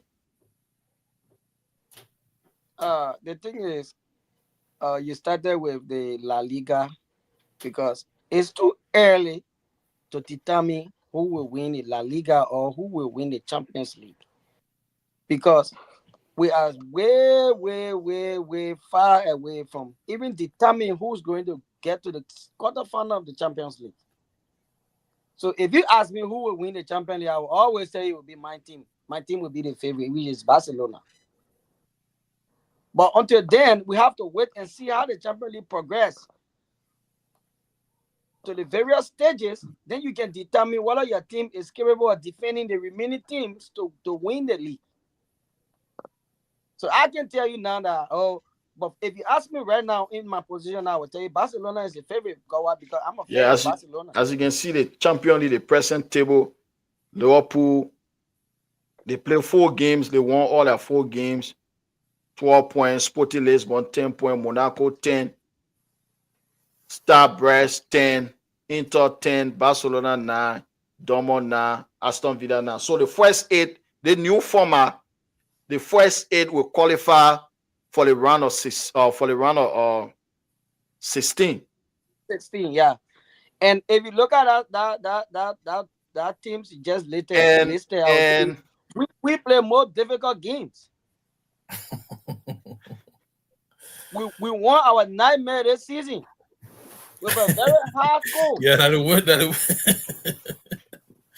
you want We you play more want difficult you games. you want Bayern Munich to Thank become. you. We won our nightmare this season with high Oh score. my word! And we won with a lot of high score in our yeah, games that we won. listen, the decision Bayern Munich made during the summer, a lot of people didn't expect that decision to a point. A guy who promoted Burnley, after one season, he relegated Burnley back to where he took Burnley from. To appoint such a guy as a coach of Bayern Munich, I think he's going to be the difference. This is the reason why they are not even in my top 5 favorite to win the Champions League this season. Because Vincent Company, his tactics, right? If you look at Bayern Munich from Flick, when the present Barcelona coach, when he was in charge, Hansi Flick, they play of football that you see the 2 wingers, right? Like when they have Iron Robin and Frank Ribery, they are direct. They play with direct wingers. They just want to score. Almost like the way Liverpool are playing with Salah, Diaz, and Nunes. That's how Bayern Munich attack used to play. But then if you look at Harry Kane, he's scoring more goals, a lot of them penalty. He always drop deep. Very slow attacker. Drop deep, almost in the middle of the pack. And Vincent Company, he doesn't have that experience to coach a big team. So this is why my top 5, they are not in my top 5 to win the Champions League. So, Mr. Colin, let me come to you. Looking at the Champions League this season, Liverpool, they are the best team right now. At this stage of the competition, they are playing the best football. Bayer Leverkusen, they were sensational last season. So for Liverpool to demolish Bayer Leverkusen at Anfield, that was a big score. And looking at Sporting Lisbon, I think they're going to struggle because they lost their coach. Beating Manchester City 4-1 is not an easy task. Despite Rodri being out, it's not easy to beat them 4-1, especially they were losing in the first half. And they came from behind to beat Manchester City. And they are one of the teams that are performing at this stage. Even though it's early, but at this stage right now, who you think is the favorite to win the league, the Champions League? Well, the Champions League is a different league. It's a knockout competition. So it kind of get interested when things go to the round of 16, where it can be excellent from the start of because the formatting is kind of different now. You can be excellent team. You score goals. You win a lot of games. You win all of your games in the early stage of the league, and then you go to the knockout stage. You go play your opponent. You kind of lost because it's home and away. It's on You your know. way. So when you get to that knockout stage, let's see all those things that are going to progress. We know the first eight will automatically qualify to go to the knockout stage, and then the other teams you can find a team struggling, like Real Madrid. Madrid is struggling from the beginning of the competition, and you never rule Real Madrid out of Champions League. We know that. You You know, never know. you never rule them out until you kick them out. That's the team I know, Real Madrid. So they might struggle from the beginning of it, and then when they get to the knockout stage, they find their footing, they start winning games. It depends who you're gonna play. It depends Exactly. their performance, how strong they are. Real Madrid, there is no way as long as Real Madrid is in the Champions League, you cannot rule them out. Liverpool is a fantastic team. I kind of sympathize with them. I like their football team, and they kind of in their best form right now in the past 3-4 years. Liverpool have never played the kind of or start a season like this. We've seen Barcelona and they're winning games. They are big teams too. They're winning games. They're informed, but the difference between Barcelona and Liverpool this season, you know, they kind of tighter they play with, and they also lost a couple of games as compared to Liverpool. You know, they play a big side, Real Madrid. They kind of won Madrid with 4-0, and then in a couple of days they play Real Madrid and Bayern Munich won them the same score. That's insane. Five, five, You know, five, five. that's insane. That was a great performance from Real Madrid. Thank you for your correction. I mean, from Barcelona. Thank you for your correction, bro. So Yeah, because he had if got too much tough time. if you if you see the teams that are gonna progress to the round of 16, and then you see the draw, then you come out to say yes. Let's see the first match how it's going to end up, because we saw Mercedes they stay strong. They stay a big team. That's why they're struggling. The start of this season. You know, Real Madrid struggling. We're seeing it. But they still winning games. Sometimes Real Madrid look at the game against Osasuna. They play with a makeshift defense. They play with a makeshift defense, and they won Osasuna convincingly. So how can you rule teams that they are? They are the biggest when it comes to this competition that we're discussing.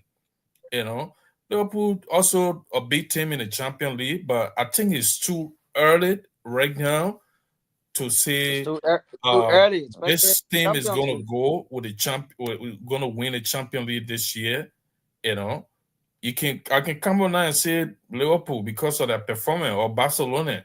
You know, the last time I was sitting, when I saw the score against Bayern Munich, I saw the score against Bayern Leverkusen with Liverpool and Barcelona.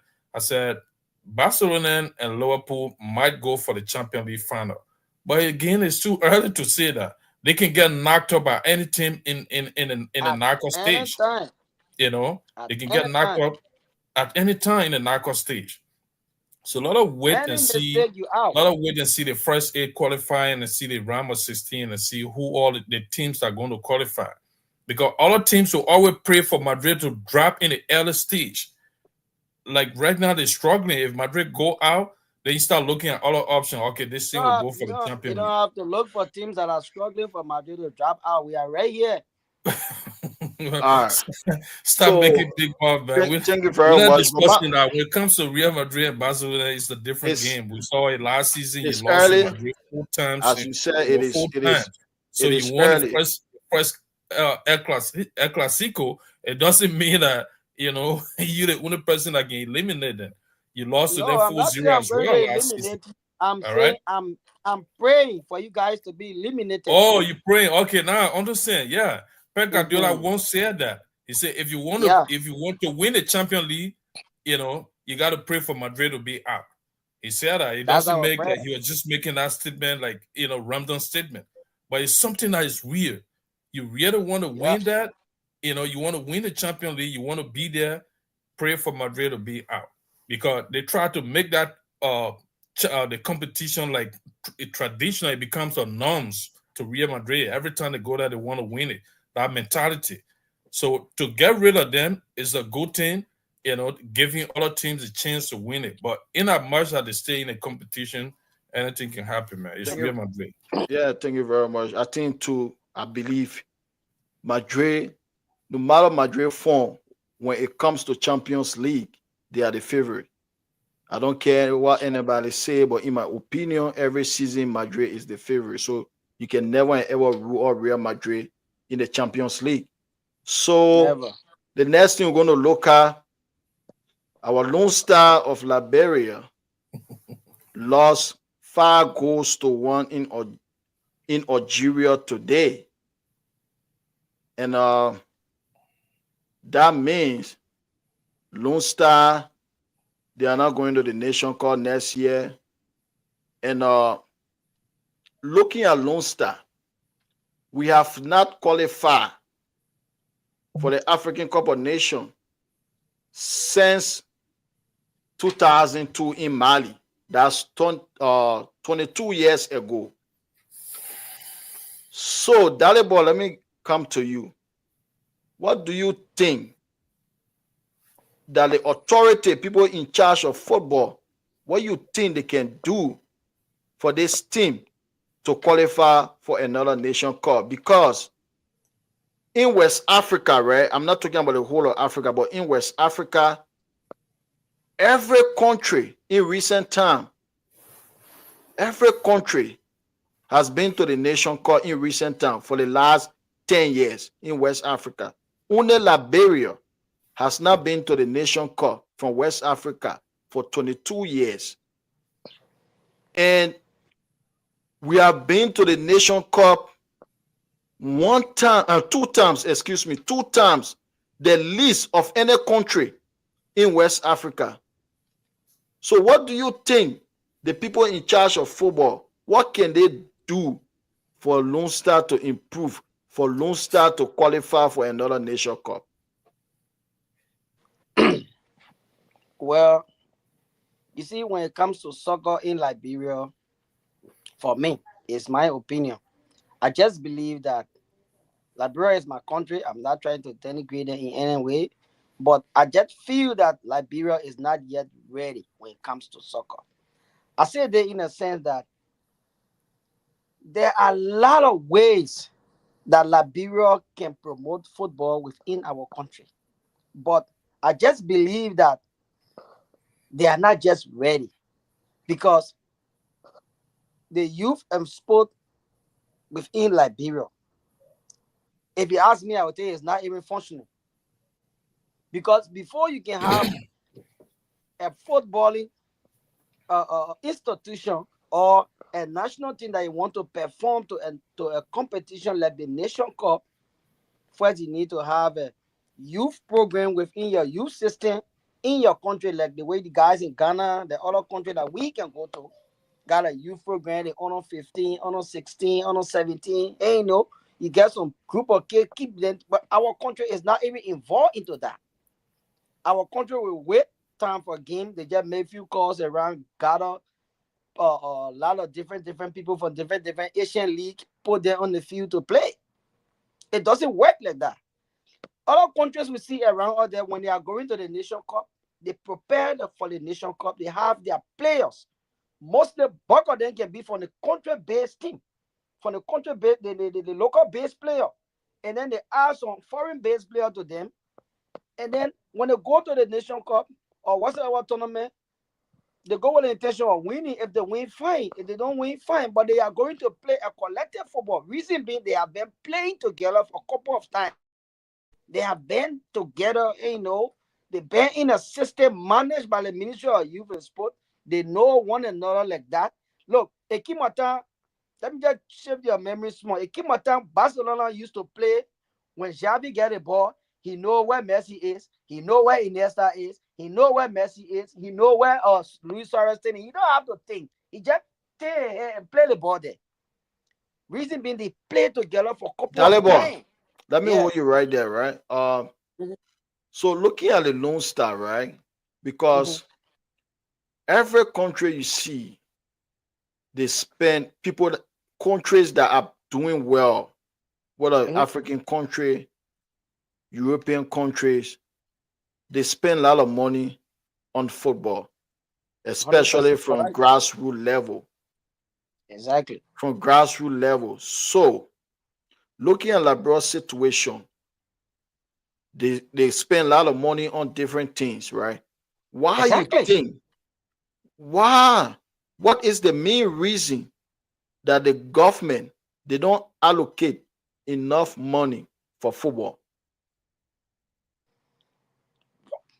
If you ask me why I think government can allocate money, I would just tell you maybe it is because of their own personal reasons. Because every budget that passed in Liberia, every budget that has ever passed in Liberia for the past 20 years that Liberia has not qualified to this nation cup, youth and sport, but money has always been allocated for that activity, for that ministry. There had never been a budget passed in Liberia before without you seeing a budget placed there for Ministry of Youth and Sport. Never. But I don't know where the funds can go. And people are not prosecuted in Liberia for mismanaging government funds. Because if you sign for such money as Minister of Youth and Sport, such money should be placed for the purpose that it was given to you for. When was the last time have you ever heard Liberian took honor 70 or honor 50 from Liberia, travel with them to a country like Ghana, Nigeria, or somewhere for a couple of weeks or month or training? Liberia cannot even manage an honor 12 team for 2 months in a row. Now So what can the government do about it? What can we do as a we need country? to, as a country, we need to love our country, love ourselves. You see, when we were in high school, there are something called the constructive jealousy and the destructive jealousy. You use the constructive jealousy in a way that you watch your neighboring countries see what they are doing. Maybe you can copy the system and then you can do the same in your country. That's a constructive jealousy.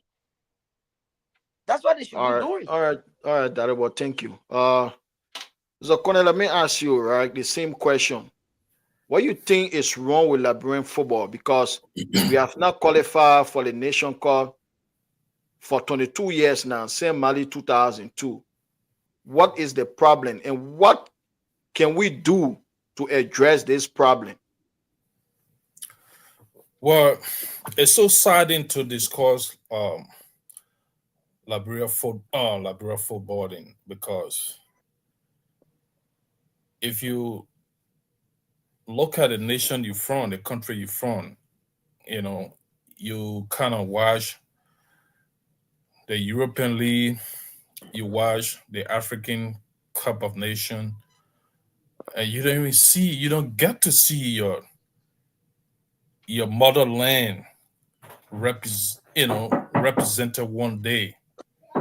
It's so frustrating to the extent that I would just reflect on the just ended African Cup of Nation that was held in Cote d'Ivoire. It was one of the best Nation Cup I ever watched. You know, our people just wicked. They don't have those are in the prospected position. Those are in the very position to hear this entity or to hear the ministry. They are wicked, heartless. They don't give a damn about the people of our nation. Everywhere around the world, we see youth programs. We see people investing into youth program. It doesn't start from the top. It doesn't start from the top. All the countries in Africa, the West African countries that you mentioned, all of them have a youth program. That is why you see 2, 3 players in the Premier League from each other country. You find Ivorian players, you find Nigerian, you find Ghanaians in the Premier League, in the La Liga, in the Dutch league, in all those leagues. You find people, you find youth players, and they're performing because of the youth program from that country. Mm-hmm. The grassroots. If you don't set up the format, you don't set up the foundation, how you expect those people to go and play in Europe? They're not just going to come out and develop in Liberia. No, it's not going to happen. Football is an investment. Footballing is investment all around the world. There have been budgets, like Dalibor said, every year the people got budget. They got budget for youth and sport. I know it's not much. The money they put over there, I'm not familiar with the Liberian budget, but it's not enough. And the little one that go there, it's not even used for the intended purpose. And you get leaders sitting over there. We don't want to politicize this thing. We're discussing football. We're discussing football. I don't want us to divert the topic on a discussion to politics. But it's so saddening. We've been like that for so many years. There's no joy in our footballing community in Liberia. We saw our football legend when he came to power. People were excited. Oh, now we're going to get something within the 6 years. It was all the same way. So it just showed to us there's no system to help our football, our footballing in our country. There's no system. How is it supposed to be changed? How can we improve this? Get the right mechanism into place. Get the right people. And also derive from ourselves, because people we elect over there don't go there and advocate for us. We elect them to go there, they only care for themselves. We're not discussing politics, but how can we help it? Those are some of the rules. Put the right people into place. How we vet these people that we elect into power. They just go over there and just do their own thing. How can you improve football without investing in it? It's not possible. Investment. In everything, you got to invest before you get what you invest in. How many football program we got in our country? The whole sporting arena in Liberia is there. And we pretend those are in power, we pretend to be footballing fan. That's a disgrace. How can you be a footballing fan and you sat down there, you see your country 20-some more years? The major competition on the continent, you can't qualify for that. Every country around you, all your neighbors, people that used to struggle when we had the best team at the time. And you know why the guy came out? The group that we used to call the Joshua 11, because our late president, Samuel Kedo, he was such a person that has so much passion for footballing. So he invested into it. And those guys that he invested in, we saw them after the 1990 war. We saw what happened. So you don't need no rocket scientist to come and tell you, say, you got to do that before you improve your game. No. Investment. You got to invest into it. Those that are playing it got to be satisfied. You pick out those kids, those are struggling kids, that got natural skill, and they struggle to get at games. The first thing, psychologically, to become a good player, you got to be prepared up here. And how do you do that? It starts from the youth level. So we don't have it. So until that can be sought out, until we can get the right people into place, until we can get the right people to do the right thing that will get passion. We need to get passionate people that got passion for the game, that can put their whole life into it, that want to see football improve in our country. We ain't going nowhere. We ain't going anywhere. We're going to be to that same place. Because one of the person that's supposed to change it, he just left 6 years ago. He just spent 6 years. He left 1 year ago. And it was even getting worse. Our student was even disqualified. Disqualified. That was a shame. But Okay, thank you sometimes when very you talk, much, people because we look at it from almost different perspective. They feel that, oh, you're going politics, but it's not politics. That's a reality. we are almost all You of know. time. Thank you very much for your point. I just want to say a few things before we go. The first thing, as you said, investment, because every country that performing well on the world stage right now, they invested a lot into the game. And the government, they have to provide more funds for football in our country. And it starts with grassroots. If you don't have a good grassroots football, your game is going nowhere. They can Nowhere. start by building an academy. You need football academy wherein you will put group of kids, talented kids. You will have school in the academy. They will live there and go to school. This is what you have in other countries. The government, they need to take the initiative to get an academy in Liberia for grassroots football, because from there you have under 15, under 17, under 19, under 20, 21, and so on. And my second point, if you look at other countries, right?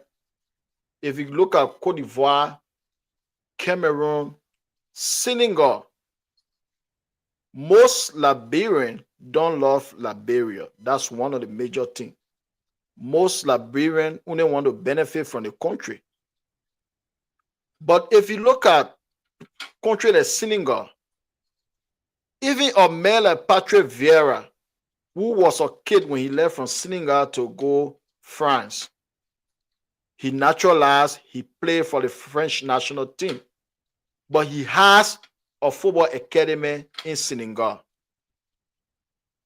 So the government is contributing, and their citizens, both in and out, that were fortunate to make enough money, they are also contributing to football in their country. You go to Cameroon, the same. You go to most African countries, it is the same. Their citizens, especially the ones that play football, they were fortunate enough to make money. They invested. It's a business. You're going to profit from the investment, because when those players, European team, start to come for them, some of them are going to go for 1 million. Like, for example, there's a Malian kid that Manchester United signed, 18 years old, called Sekou Kone, during the transfer window. He's now playing for Manchester United youth team. But he sometimes train with the first team because he's very talented. You know the reason? Because while Mali, they have academy. From straight Mali to Manchester United at the age of 18. We could do the same if we invest in football. You could see Oswen or Sila coming from Liberia straight to Juventus. Like if you go to Ghana, the Sole Mutari, the Asamoah Gyan, Ajima Badu, all those guys, they left from Ghana straight to Udinese in Italy. They didn't go to any other country, from Ghana straight to Italy, because while they have good footballing program. So it's not only the government. If you look at Liberia, most Liberians don't love Liberia. That's one of the major things. Because all those guys are the late president Sami Doe supported. He invested in soccer, and most of them, they were successful. The leg of Chris Ray, Josh Weah, Kelvin Singbe, Oliver McCall, Prince Day, James Deba. If one person couldn't build an academy, they could have come together. For example, Academy of Jawia 11.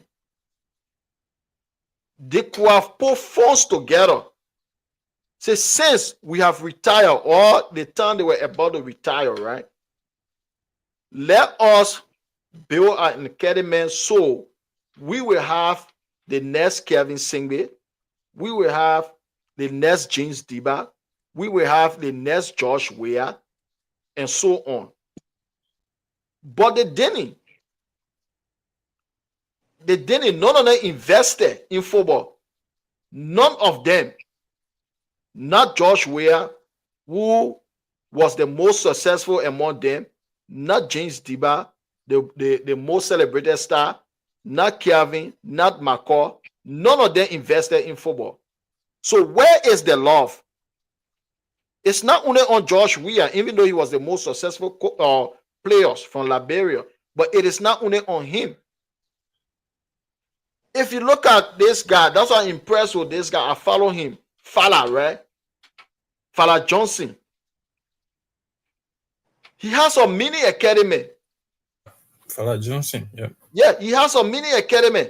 Despite the limited fund, despite the limited resources he made from football.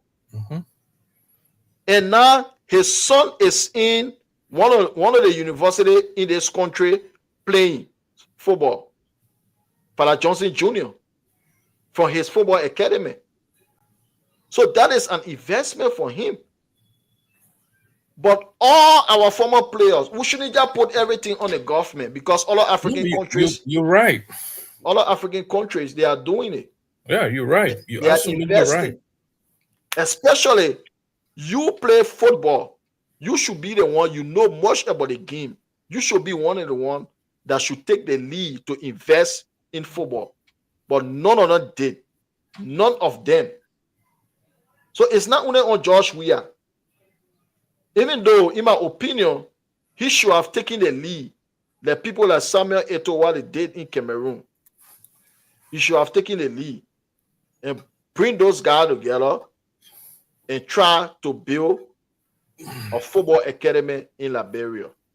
But until then, until we address grassroots football, our country is going nowhere. I think it's going to take another 20 years before we qualify if we don't address this issue. We have to invest. Ali boy myself need to take we need to take the initiative to do it.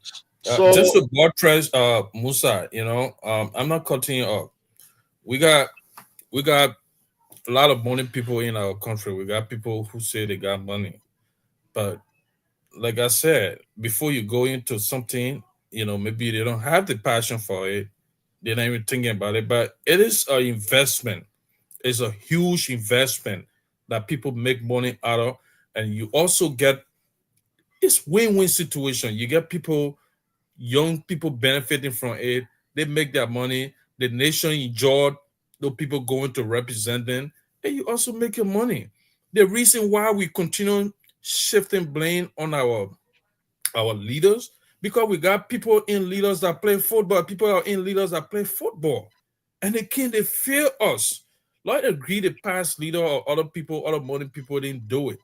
But you don't even got to ascend to some other position before you do it. In as much that you play the game, we seen as players that what they know, they go, they invest into it. And they help the country, they help the young people.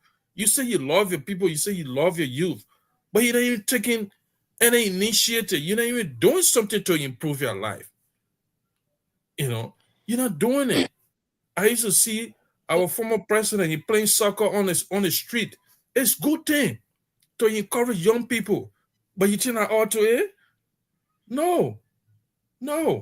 Do the right thing. You know where you came from.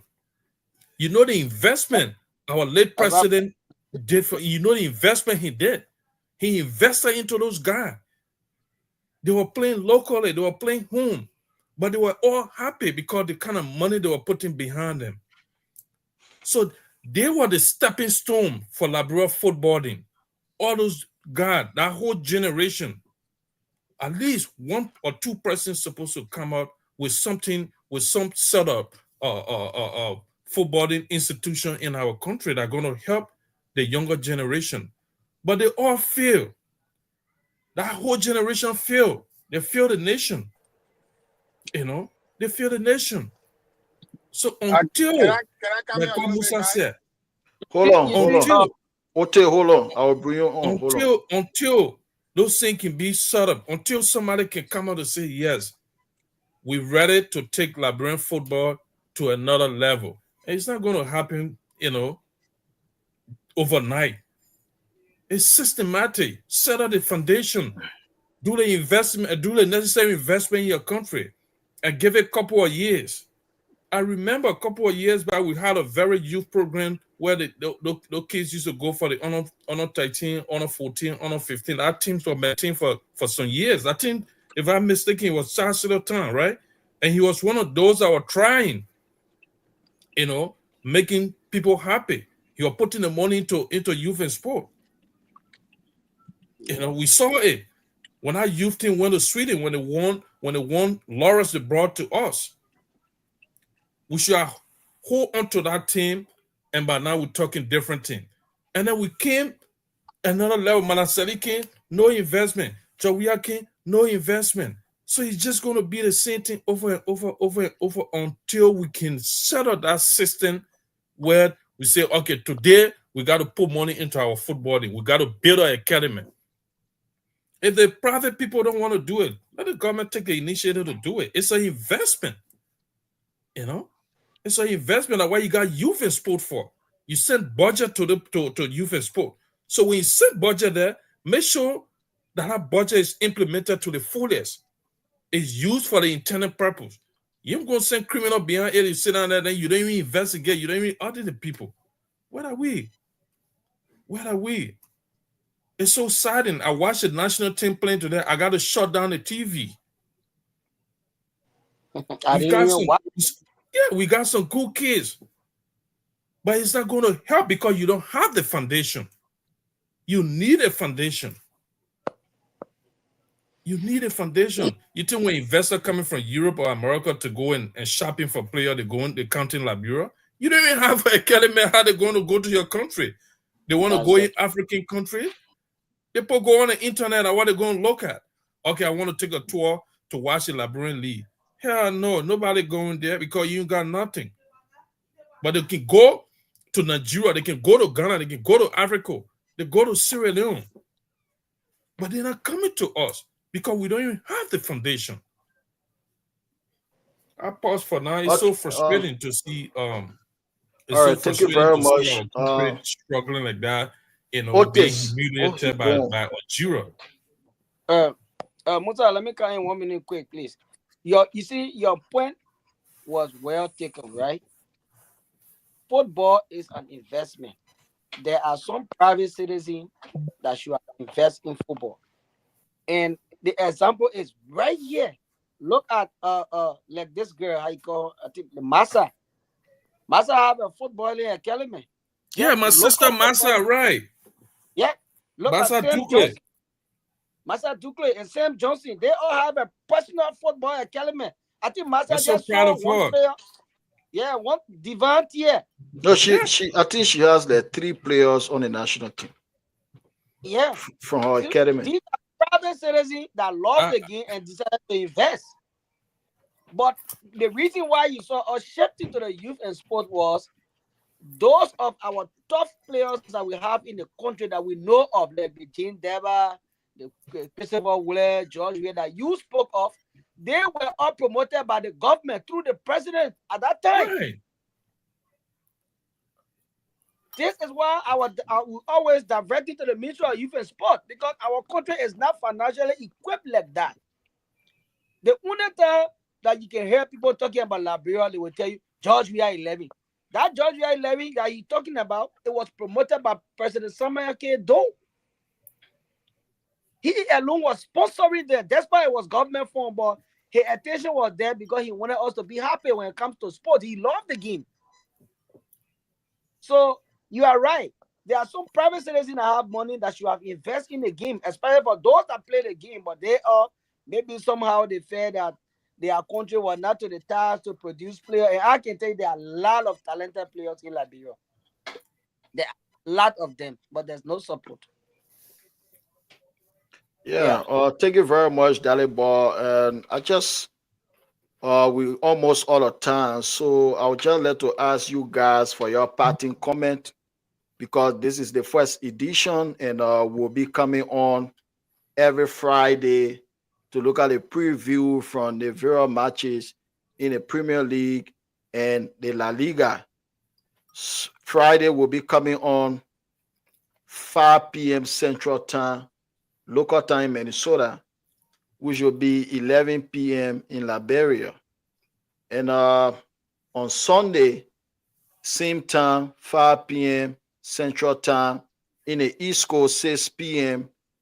If you are in places like California, will be like 3 p.m. in Liberia, 11 p.m. So, what's your parting comment?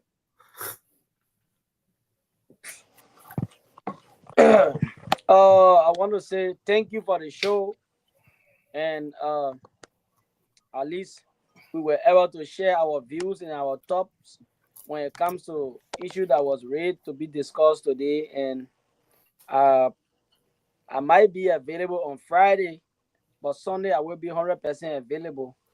And I wish to always be here so that we can see how best to spread out some information through the social media so that other people can get to know what is actually affording, because that not everyone is not on top of information like that, especially when it comes to discussing various teams position, wins, and losses, injuries, and the statistic like that. So thanks for the time, and I will always be here. Thank you very much, my brother. Mr. Connor, what is your parting comment? Well, my parting comment going to be on our national team. I'm not going to talk about Premier League, La Liga, Champion League. I'm going straight to our national team. First of all, I want to say thanks to you for providing this platform for all to come out to share our little knowledge about footballing around the world. But bringing out the national team of Liberia um, really got my attention, and we sending our appeal to our government. We sending our appeal to those that got the means of providing some of those um, sporting program in our country to try to divert their investment into sporting activity in our country. It's going to help a lot. It's going to change the dynamic, but without doing some of those things, it's just tough. The girl you guys talk about were in school. She and I was in school together. Massa, we live in the same community. My 2022 visit to Liberia, I met her. We planned to talk, but I didn't have much time in the country, and I hoping to talk to her. And I really appreciate her. She put in a lot of time. When she started out, I was in Liberia. I used to see what she was doing. Now it paying off for her. I want to say kudos to her as a woman taking the initiative of grassroots. You know, she did extremely well, and she continued to do it. I'm so proud of her. We need many people like that in our country. We need many people like that in our country, and it is time for us to design a strategy to see how we can get people attracted to our footballing community, how to get people move over to invest into our footballing. We need footballing institution. We need sport institution in our country. So the government is one part of it, like you said, but the private sector need to focus. We know people there with money. We know people there with the capability to do it. Which is appealing to people to try to divert because we love our country. Seeing our country going out there being humiliated all the time is kind of sad. It's really sad. So we want people to pay attention to it, people to go into it, and then the dynamic will change. Thank you very much for providing this platform. I wish and hope to continue coming up here to share our knowledge, to get view from people. Maybe the next time we have in there, we'll get other people invited to come and give her their take as well. Thank you very much.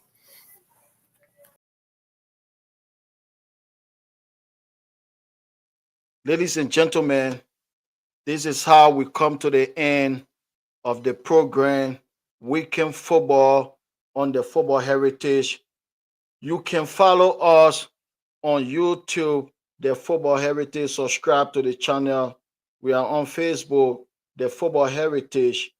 And we'll be back again on Friday at 5 p.m. Central Time, 6 p.m. East Coast Time, 11 p.m. Liberian Time. On Friday, we'll be back again with another edition, Weekend Football on the Football Heritage. Thank you very much. Peace.